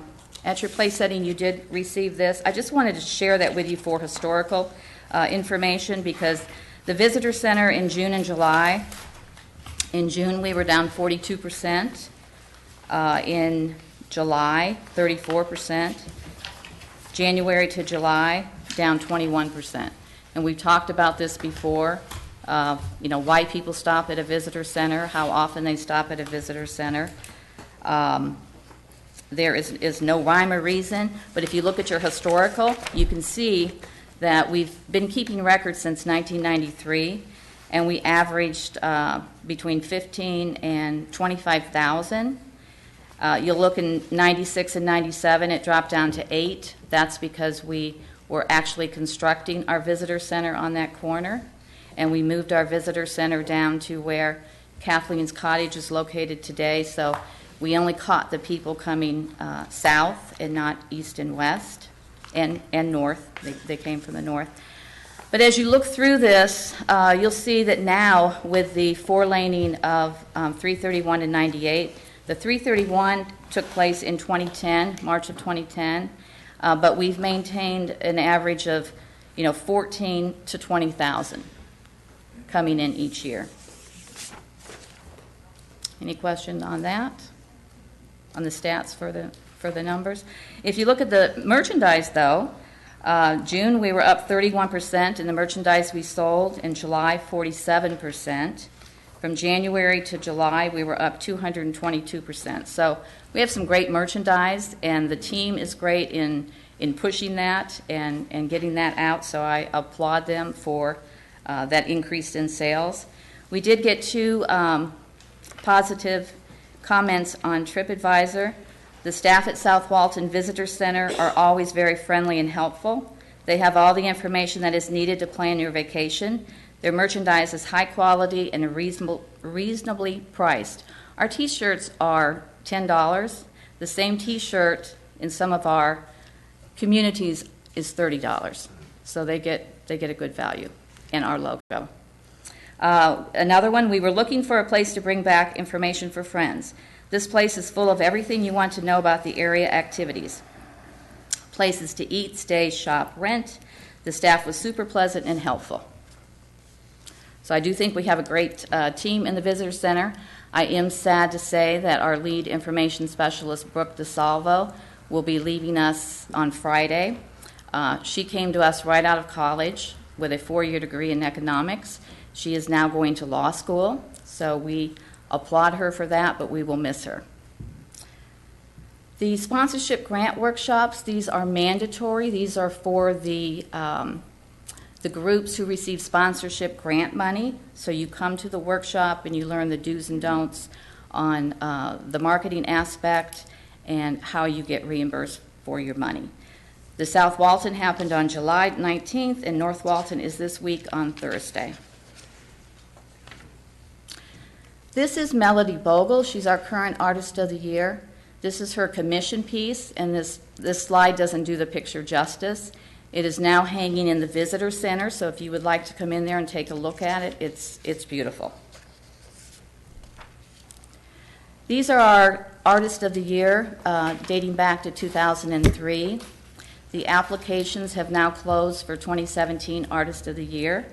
And on August 11th, the South Walton Events Committee will meet to rank those artists, and the artists will be named at the annual meeting in October.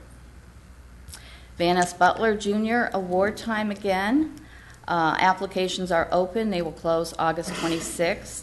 So if any of you know of someone that you would like to nominate, when those applications come in, they will be recorded. And historically, those applications then have been sent to all of you to vote. So I'll be sending those to you a few days after the August 26th to cast your vote and send that back to me. And then again, we'll announce that at the October annual meeting. And last but not least, the annual meeting date. Put this on your calendar, please, October 11th. It'll be at the Sandestin Golf and Beach Resort. And we're going back to the kind of the traditional meeting, the lunch meeting, and that's from 11:30 to 1:30 at the Magnolia Ballroom. And that is it, unless you have any questions. Any questions? Thank you very much. Okay, thank you.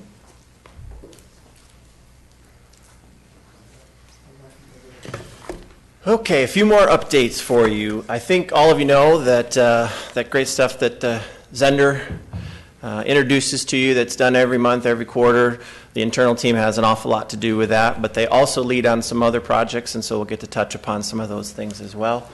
I want to recognize Kelly Carter. She has just completed her Professional Destination Management Certificate. It's a 2-year effort with DMAI to get that, and has taken an awful lot of effort on her part, and we recognize her for that. Certificates in the mail, they tell us, so we would have had it here today. Very proud of her to complete that. She's obviously been with the organization for a very long time and continues to work hard at advancing. We have 2 other staff members in marketing communication that have completed 6 months, and 2 more that are in the pipeline to do so soon. So getting them up to full speed has been important, and it is progressing. We were not convened for the marketing committee, which was originally scheduled for July 5th, I think it was, 4th, 5th, because of obvious conflicts and just the fact that the workloads for this industry and the representatives were pretty excessive. And we talked a little bit earlier, we are targeting September 6th for the next meeting. Communications for us is many things. One of the most impactful, of course, is editorial coverage. So we monitor the entire country's publications for mentions. Dr. Beach renaming Grayton after having it been retired was massive. The May-June clippings value was $9.6 million is what it would cost if this destination had purchased the space that we got through media, travel media. That is the highest 2-month total in the history of this organization. We are, in fact, even reduced our optimism on reporting those numbers and gone with a little bit more conservative approach to evaluating that, and you're still looking at massive numbers. And again, these are in really high quality outlets. It's talking about the beaches and the neighborhoods being among the best in the United States, which does nothing more than support spending, which is the magic. You want people to be convinced and to be loyal to continue to spend. We are able to update you that Turner Public Relations has been secured for fiscal 2017. We are in great debt to Spring O'Brien Group, who has served this county for 3 years. Normal process to go through RFP with government contracts. Turner was somebody that I think can help this county a lot with the non-peak season, even more than we've done in the past. That's a little bit of their forte, is more of the soft adventure and maybe the next generation of millennials and some other things that I think will be beneficial. They've got offices in some pretty powerful places, and they are very excited about hitting the ground running October 1st. Beach safety, leave no trace, parking, these are all things that your internal team is supporting through communication, and you have some pieces in front of you. And inside the new portfolio jacket, which we have, you have some rack cards which touch upon leave no trace and the beach access, and of course life safety is always a very important piece to that. You have even a call to action card, which we've gone ahead and inserted with the DVDs to try to continue to get these distributed into outlets. You have a coaster with upcoming events.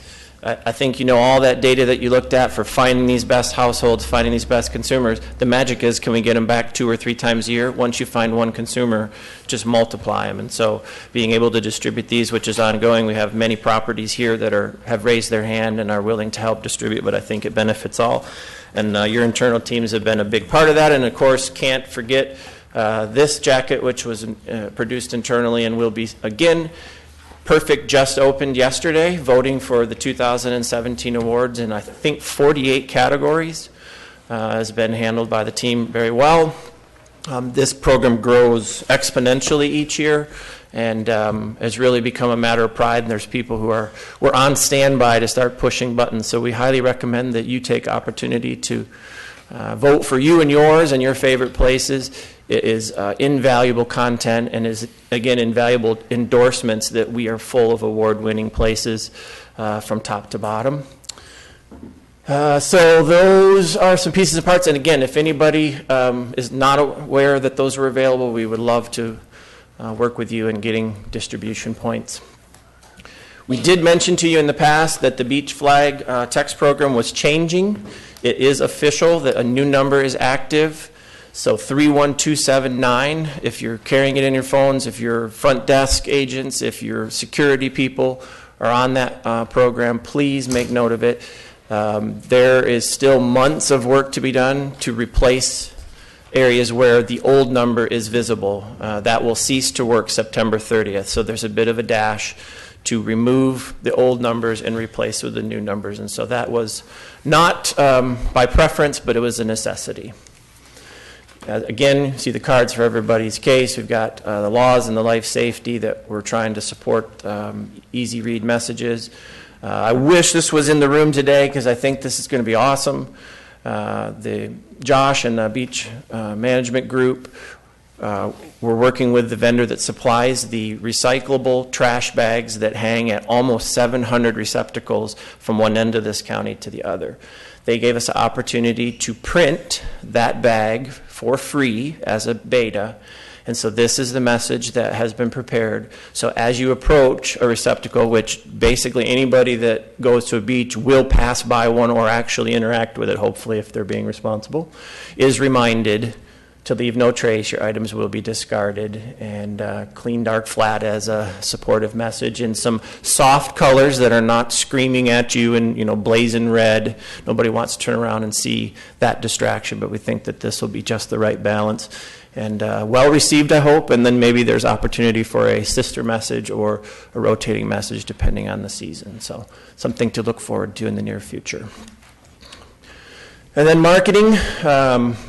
Further excited to tell you that after 4 amazing years of service by Zender Communication, we were required to go back out for RFP, and the process is still ongoing, but BCC did award the contract for fiscal 17 to Zender Communications, so we're in the process of redoing the agreement and putting that into place, which is something that I don't know how many people realize how fortunate we have been to have that group serving us, and now we get to look forward to potentially several more years of it.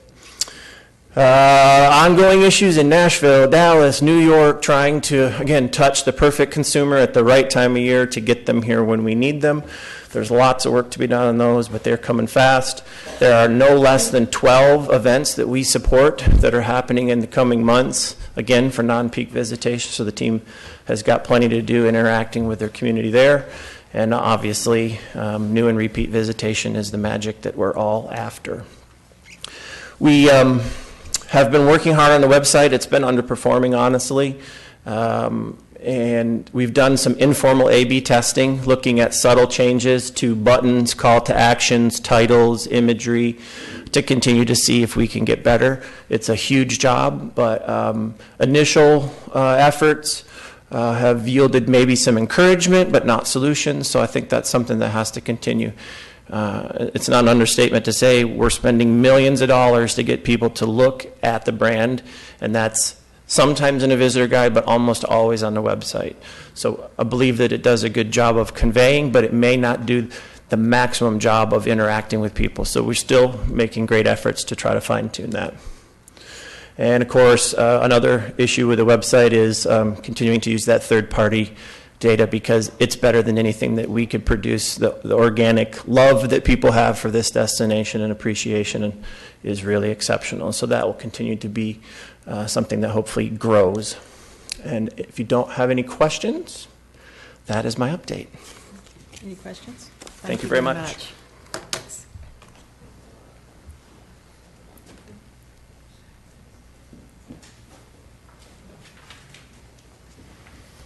Good morning again. Brian Kellenberger, Director of Beach Operations, with your beach operations updates. Coastal Dune Lake Sign Program is progressing with our next 6 signs. Linda Gates is our person that puts together the content for these. She has, of course, been out for a little while. She's back in the seat again, but I think she has a little bit of work to do with environmental concerns before she can get back on this. Talked to her last week. It's on her radar. We'll get these back in play, hopefully get them in place before the end of the year, ready for next year. And that will complete our Coastal Dune Lake Sign Program. If you haven't seen them, get out on the bike path, check them out. Very informative. and really give good information about our gyms, the Coastal Dune Lakes. Public Space Design Charrette. This is a program we started about a year ago. Before you have a what we call the final draft, but it's for your review and comment. We have the ability to make changes to it, so I ask you all to take some time this week, and if you will, just send a quick email to Jay Tusa and to Jason Cutshaw with any comments or recommended revisions to it. Keep in mind that this was put together through several workshops, or a couple of workshops, some committees, and so the content, was gathered by public input. So we, this is what kind of the public said that they would like to see.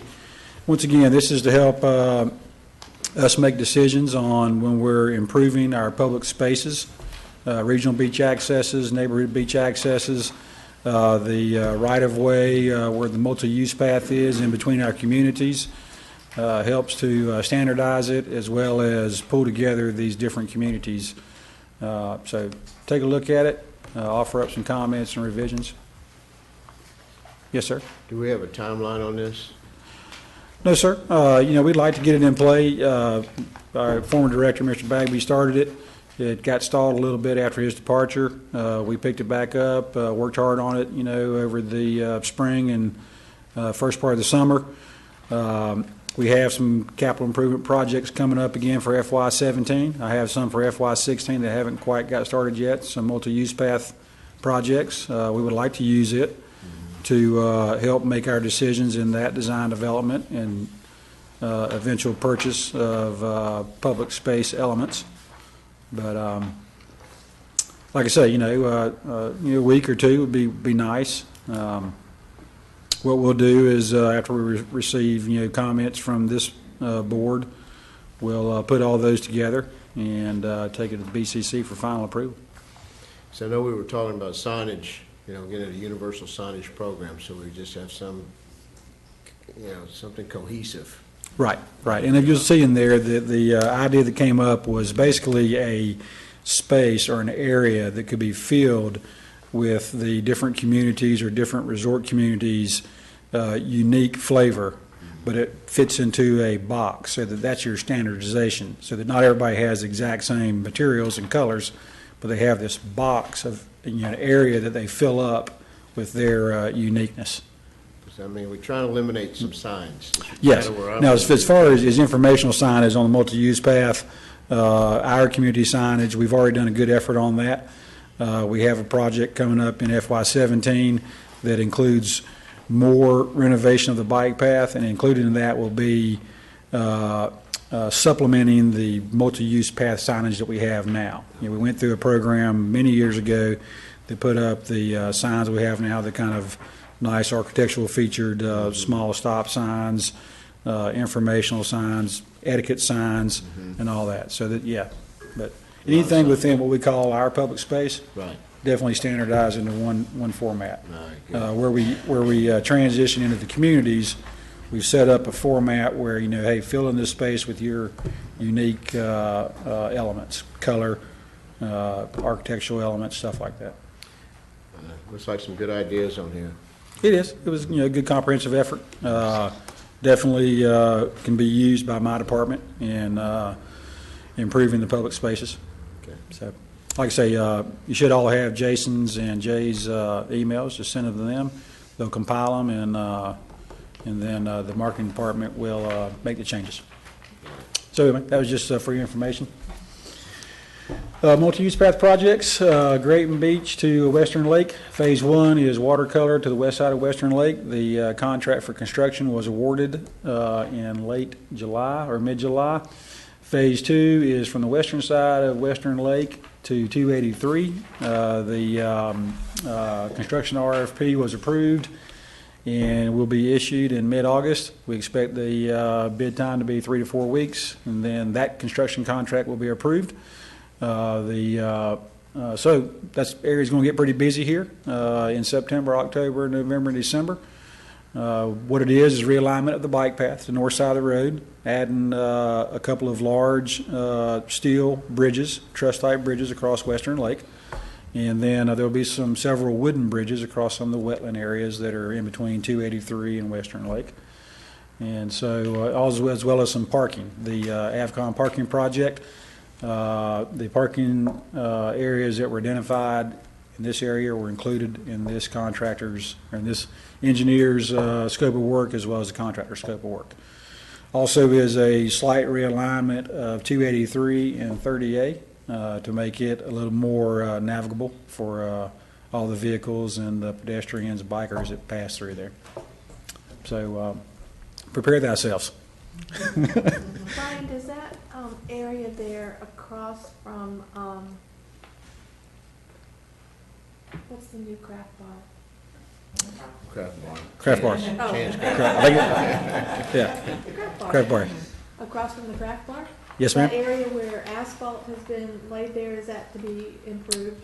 Formalized parking, curbs, brick pavers, a median between the parking spaces and the road so you can swing your doors open.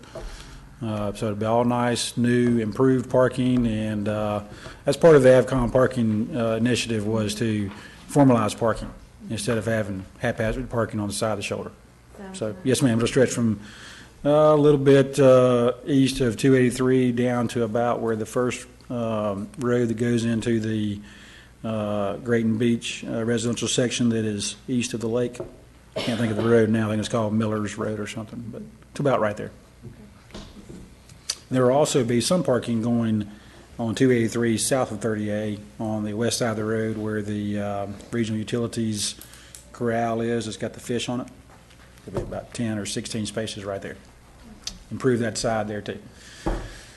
Highway 98 to 38 West Connector, that one's on hold pending reclassification of that highway. When that gets reclassified, it'll make it easier to build that section of the bike path, and it will probably be included in their reclassification and possible 3-laning or 6-laning of that road.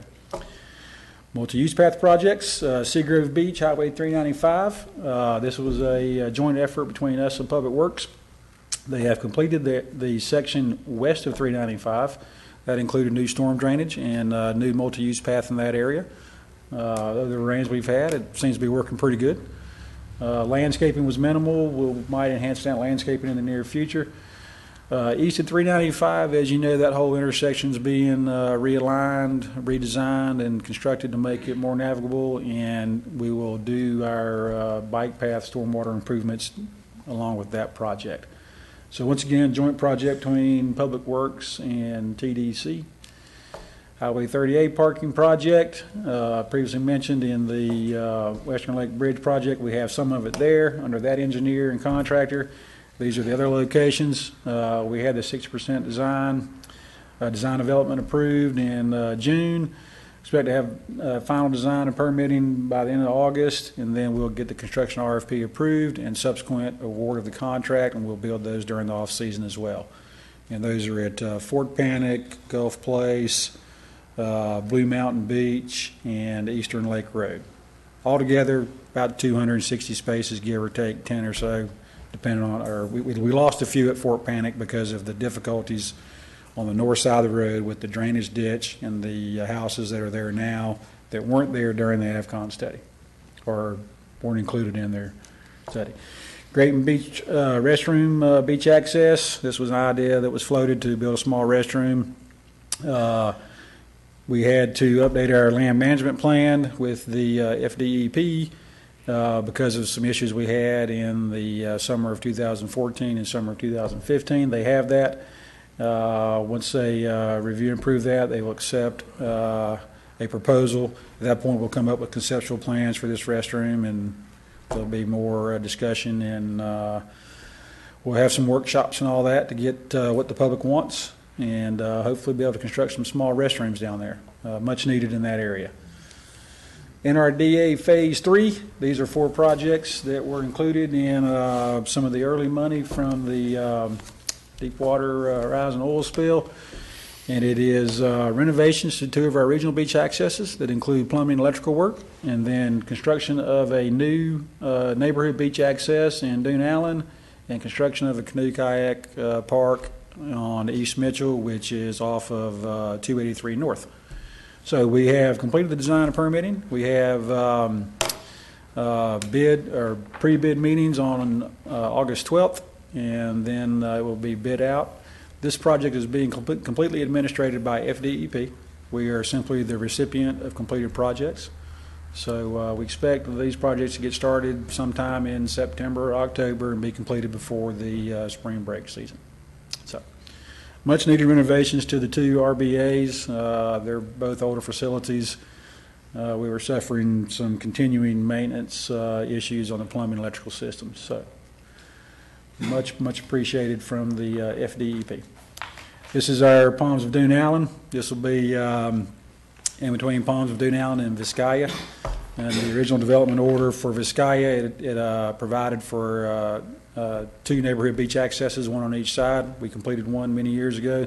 This will be the second one. Typical boardwalk from the street's edge. There will be a crosswalk to connect it to our multi-use path, right where Allen Loop comes out, its eastern terminus. Bay Ranchettes, so this is the one over on East Mitchell, small lot we own. There'll be a ADA accessible parking, concrete walk, a small concrete pad, picnic table, and then a canoe kayak launch. So good access to that side of the bay, that end of the bay, and look forward to that project being done. Beach cleaning, June. Once again, we were averaging between 3 and 5 or 450 bags a day. Some days we dip down, but overall, we actually saw a little bit of a decrease. Part of this we contribute to our erosion and access issues we had on the east end of the beach. As y'all all recall, we had some issues. We approved our gators for that use. So I contribute most of that decrease to that. July garbage, once again, between 400 and 500 bags a day. Slight 2% decrease from year over year. This is our L&T collection. As you know, our beach maintenance guys now pick up L&T. So these is what we average per day. You can see some days we don't average, we average less than 50. Most time it's between 75 and 150. These are mostly chairs, umbrellas, tents. We got a lot of tents. Year over year, the reason there's such a large increase in this is because last year we did it from 2 a.m. to 6 a.m. Now we do it from 10 p.m. to 6 a.m. And so we've basically doubled our effort, concentrated on it. To be honest with you, by this time of year, we actually see it start decreasing, but we haven't seen that this year. And we don't know if we have truly entered a disposable society where people just say, I don't care, or what. But as you can see, July, same thing, 75 to 150. Some days we peak out over 200. And then, once again, a large increase. Once again, I attribute that to the extra time we've been doing it, and probably some efficiencies in how we do it. But it's indicated that we do need to have a good campaign on the Leave No Trace. As John indicated, we have our bags that we should have in place here in a week or two. That'll help out a lot. Part of our signage consolidation efforts over the last year and a half were consolidating the bag holders into grouped bag holders. And when we did that, we took off a sign that used to be on there that had this message on it. So I don't know if that's contributed to it or not. A lot of the people we get calls from, they claim ignorance, but this message is displayed at least 3 times if you're coming down a boardwalk. And it's supposed to be in all the bed tax collectors. We do know that it's not displayed as prominently as it could be. So we hope to work with the marketing department to get this message out a little bit better and help people, to be informed. It's amazing how many people leave tents. The worst thing about it is they become projectiles when there's a thunderstorm. Those things are about 10 tents. And on our checkout days, you can walk down any one of our corridors and see a half a dozen left outside of the room where they buy them. And Yep. Our housekeepers are happy they keep them, but Yeah. it's crazy. by far our biggest day is Friday morning, Friday morning, Saturday. People are leaving on Saturday. Let somebody else take care of it. Because they know that we pick them up now.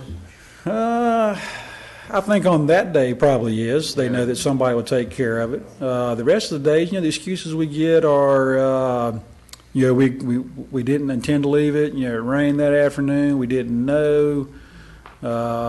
We saw other people doing it. It's just a myriad of excuses why. But I don't know if the ignorance is a true statement. I mean, like I say, the information's there. It's contained in your rental agreement. It's contained somewhere in the unit typically. It's on all of our wayfaring signage. We have that card. We have it in our visitor's guide. It's on our webpage. I truly believe it's that, people just don't care.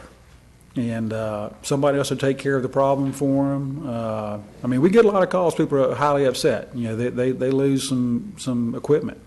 They want it back? They do want it back. But the first year we had a program where we would give it back, but it became chaotic and confrontational.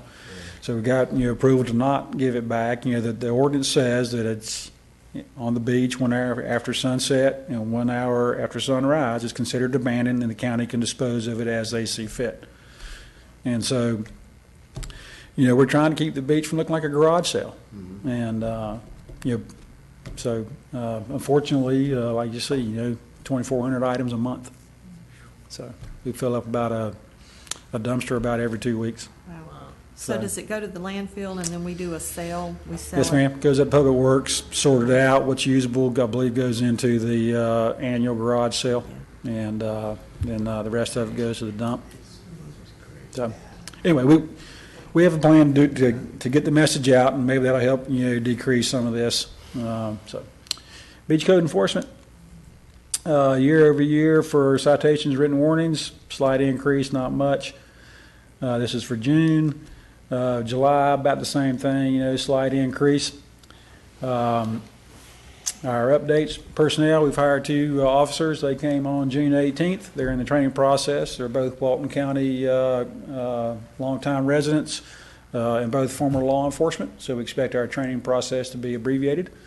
And hope to have them fully operational by August 12th. Beach Ambassador, once again, John Callens, working great, understands everything, and is contributing greatly to the effort of decreasing holes, leave no trace, and all those items out there.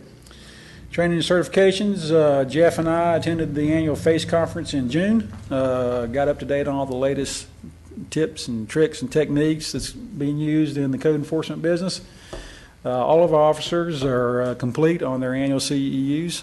We have a 2-year certification process. We have to take 16 hours every 2 years. All of them are due in November, and we're all up to date on our CEUs. The 2 new guys, as soon as they complete their probation, they will be scheduled for their first level. There's 4 levels of certification, and we'll send them down to Orlando to get them certified. They have up to a year per code enforcement statute. They have up to a year to become certified. Equipment, 2 new vehicles put into service. So those are our new Chevrolets. We're hanging on to our Toyota Tundras for the new guys to use, and we have some more vehicles coming in 2017.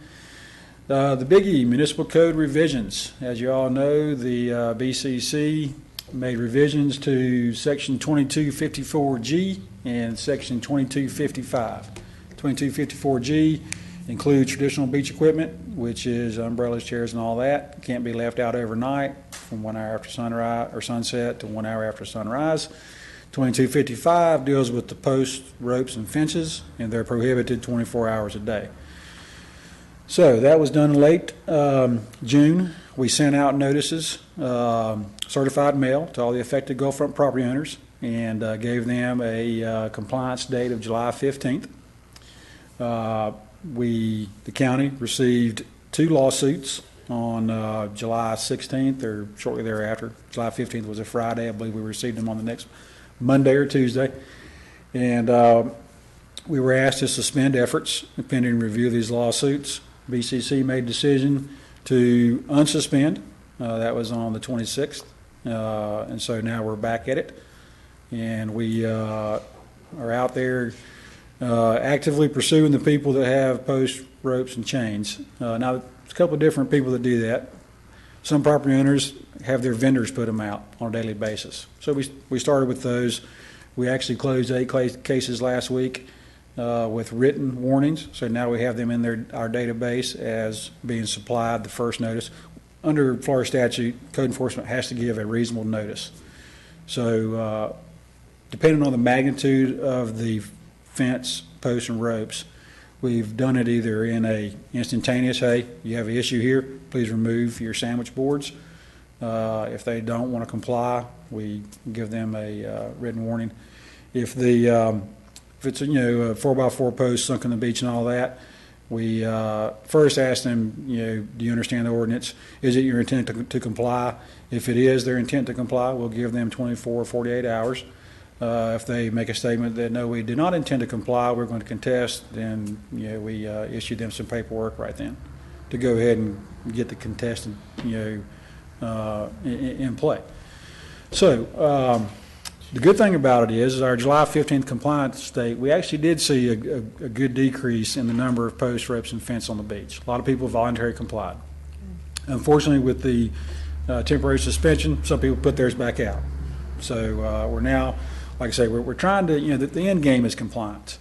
So the efforts we're doing is we're identifying, we're contacting the property owner. In some cases, it's actually an HOA because it's a collectively owned beach by an HOA. We have some difficulty getting those people to respond, but once we do identify them, we give them a phone call. If we don't get, within 24 hours, we send out a certified mailing. And so end game is compliance, and hopefully the lawsuits will get resolved so that we don't have, have to step back on this issue. And that's where we are on that. Any questions concerning that one? So that concludes my updates. Any questions on any other beach operations related activities? Are you a busy man? We're pretty busy. All righty. Thank you. And I know we're going to get some additional code officers in the next budget, too. Yes, ma'am. There's been some discussions internally during the budget process. Looks like it's going to be either 4 or 6 additional code enforcement officers, 2 additional beach ambassadors, and 2 additional part-time beach ambassadors. Right. And I'd like to see us do a volunteer program, too, as well, just to Yes, beef ma'am. up the enforcement and the education. I think Yeah. that's a really great Education and presence on the beach is the key, I think, to compliant behavior. Quick question so our code enforcement writes tickets for sign violations. Yes, sir. We are tasked with enforcing Chapter 22. So there's several different areas in there that we issue written warnings and or citations for. And the sheriff does the bottles and that sort of stuff. We actually do bottles. Anything that is a civil matter, we can handle. If it is a criminal matter, then the sheriff has to handle it. Trespassing would be a criminal action. Is there a report on citations written for bottles out there? Yeah, we have all that. I've seen them writing a lot of tickets for bottles out there. Yeah, we have all that categorized by type, officer, by day, compiled into months, and then annual report. So part of our presentation at the end of this year will be our annual activity report that has all that information in it and compiled in different magnitude. And we'll offer up some narratives of what we saw on the beach, and then recommendations of ordinance revisions or administrative changes that will help improve the beach visitor experience. Thank you, ma'am. Thank you very much, Brian. Yes, ma'am.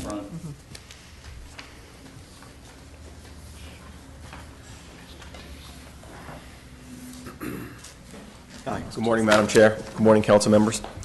I'm actually, in light of John's announcement from a little bit earlier in the meeting, I'm going to rearrange the order of that list and kind of kick off with personnel update first. I want to thank John for his years of service with the TDC. He's done an outstanding job while he's been with us. I also want to take the opportunity to thank Brooke for her service. I don't believe Brooke is with us here this morning. I think she's at the visitor center. So hard at work. But I want to thank both of them for their service to the organization. And I want to just let you know a little bit about how we're going to move forward with John's position. Obviously, it's a very important position to the organization. So we'll get that position posted this week. And we're thinking the process will probably take anywhere from 6 to 8 weeks just for the posting, the interviewing, and then that person needs to give time and notice to their current employer. So, like I said, probably about 6 to 8 weeks. So John has given us a month's notice, and we actually have a meeting this afternoon to talk about how we move forward. It'll be his team in marketing as well as sales, and the Zinder team will be involved in that meeting as well.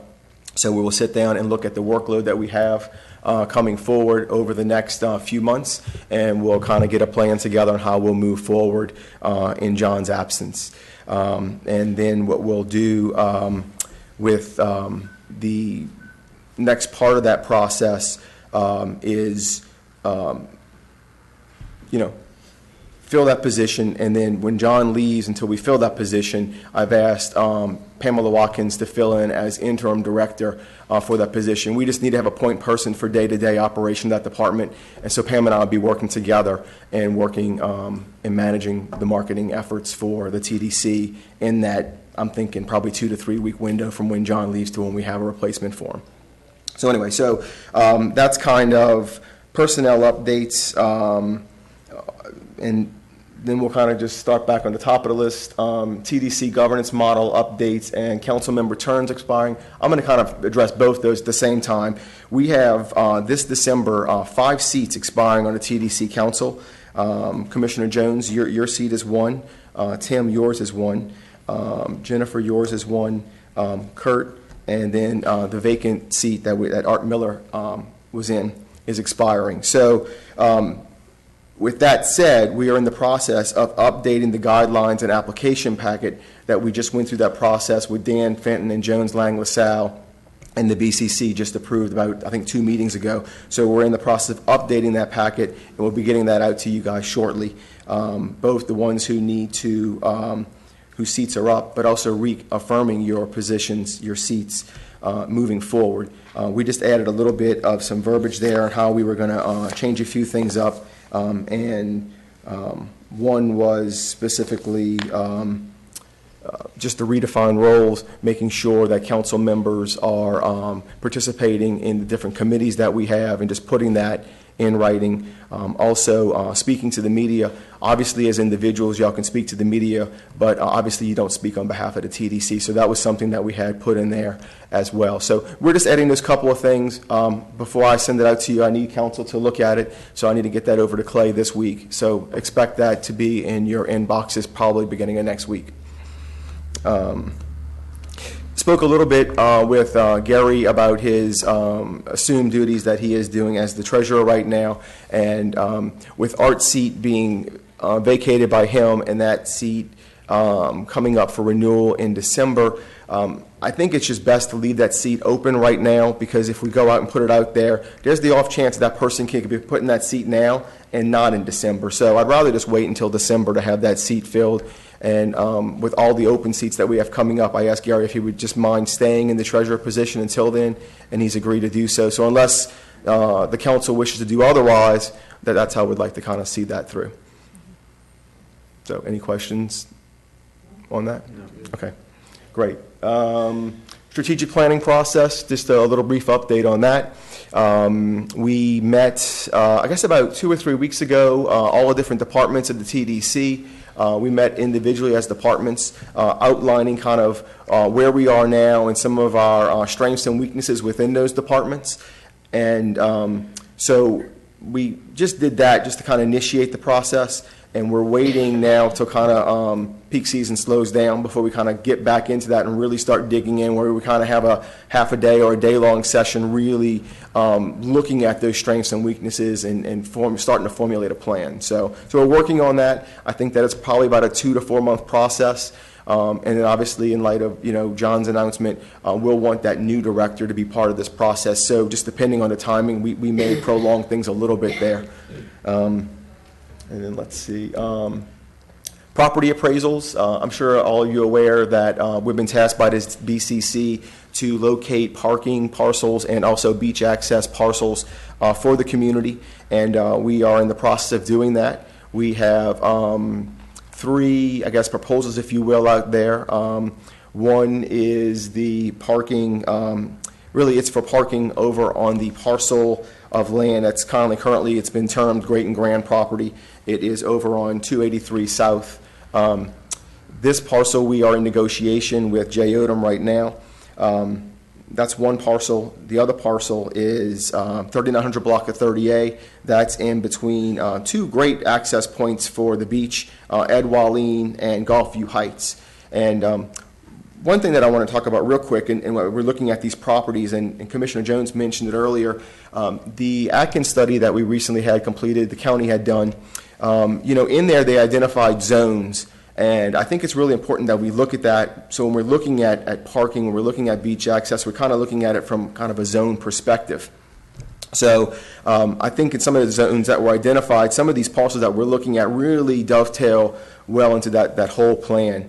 We're trying to get people access into, well, one, we need to put them in spots where they'll use them. And there were some questions on, people were kind of talking about maybe if we buy a property on 98, in some of these areas, I think it's been identified that the further away it is, the less likely people are to park there. So I think we need to look at parcels of property that are more likely going to be utilized by our visitors and locals as well. I mean, because obviously we have people from other areas of the county that would come and use the beach. So it's not just a visitor perspective here we're talking about. But so identifying these parcels in these zones, and I think we've done a good job of that so far. So like I said, we're in negotiations for a couple of parcels, and we're waiting for one appraisal to come back right now. That's over in Dune Allen. It's adjacent to, I guess, probably about 1/8 of a mile from Fort Panic. It's adjacent, right across the street from Stinky's Fish Camp Restaurant. So that would be a great public beach access point. But like I said, we're waiting back for the appraisals on that before we can move forward, even with negotiating that. So those are the updates that I have. Any questions from any of the council members? No? In regards to, I think, Senator Gates that passed, that 10% of DET funds could be, how does that work with the BCC and code enforcement? Are they gonna, does that go into effect in 17 or is it 18 or? I think it's in effect now, isn't it, Clay? Clay, Do you know? isn't it? It is in effect, and I'm not sure, I know we are beefing up enforcement, adding more ambassadors/code officers, and so I'm not sure if that money's going to be, coming out of that fund, or, I'm not, I'd have to check and see how the money's allocated, but we know it's there, and we know we can use it if we need to, and I really think we need to, so. Well, I mean, that's one option that we need to look into, and also our contract with South Walton Fire District, for those services that they offer. I think that's something else that we need to look at. Yeah, ultimately, I believe, right, I believe for the remainder of this fiscal year, that's probably going to be something that's going to be a BCC-initiated issue, and then we'll have the opportunity to review what expenditures, if any, are made under that revised statutory provision. Certainly, though, it's something in the strategic planning next year we're going to have to take up. Obviously, our neighboring counties have taken it up and considered what their obligations are in light of that statutory revision and whether or not they can continue some of the level of services that they were providing or not due to what is now effectively a cap on parts of that. Without going into great detail, I'll simply say county legal and myself are aware of those issues. We may well have a different situation than some of our neighbors do based off the way they had enacted prior expenditures versus the way we have. So without going into great detail, certainly that's something that will be back before you. I do not expect it will be something that will come back before you prior to strategic planning next year, though, in terms of having to make a firm decision on some of those. I just didn't know if code enforcement fell into that, because that's obviously impacting tourism, so if that fell into that category as well. I know that's completely separate staff. In all likelihood, I do not believe that was intended to address code enforcement. That is my legal opinion at this time, based off the way I've seen it. I believe that was meant much more to go towards law enforcement activity. However, The complicated part of your question, Mr. Brillmeyer, that I think everyone's got to sort out is what role code enforcement and the sheriff's office as law enforcement have that is concurrent, and to the extent that you have duly authorized officers in each, and is there any bleed over between those two functions? Typically, we keep those houses completely separate. The sheriff's office handles its criminal matters, we handle code matters. For that reason, that's why my opinion now is that we would not be covered by it, but the way that statute's actually going to be implemented, I think, is going to be very different than how it was intended. I think we've already seen that in some neighboring counties, so that's why, if anything, I'm sort of reticent to give you a more definitive opinion of how that's going to shake out. I think we'll probably see some opinions come down from the Attorney General, if not some clarifying legislation even next year from what we've been told to expect. Any other questions? Great, thank you. Any council comments today? Any more comments? Okay. Any public comments today? Seeing none, I'm entertain a motion to adjourn. So moved. Second, motion second. And do I do this? Thank you. Some of the commissioners scare me to death when they do that. It's like,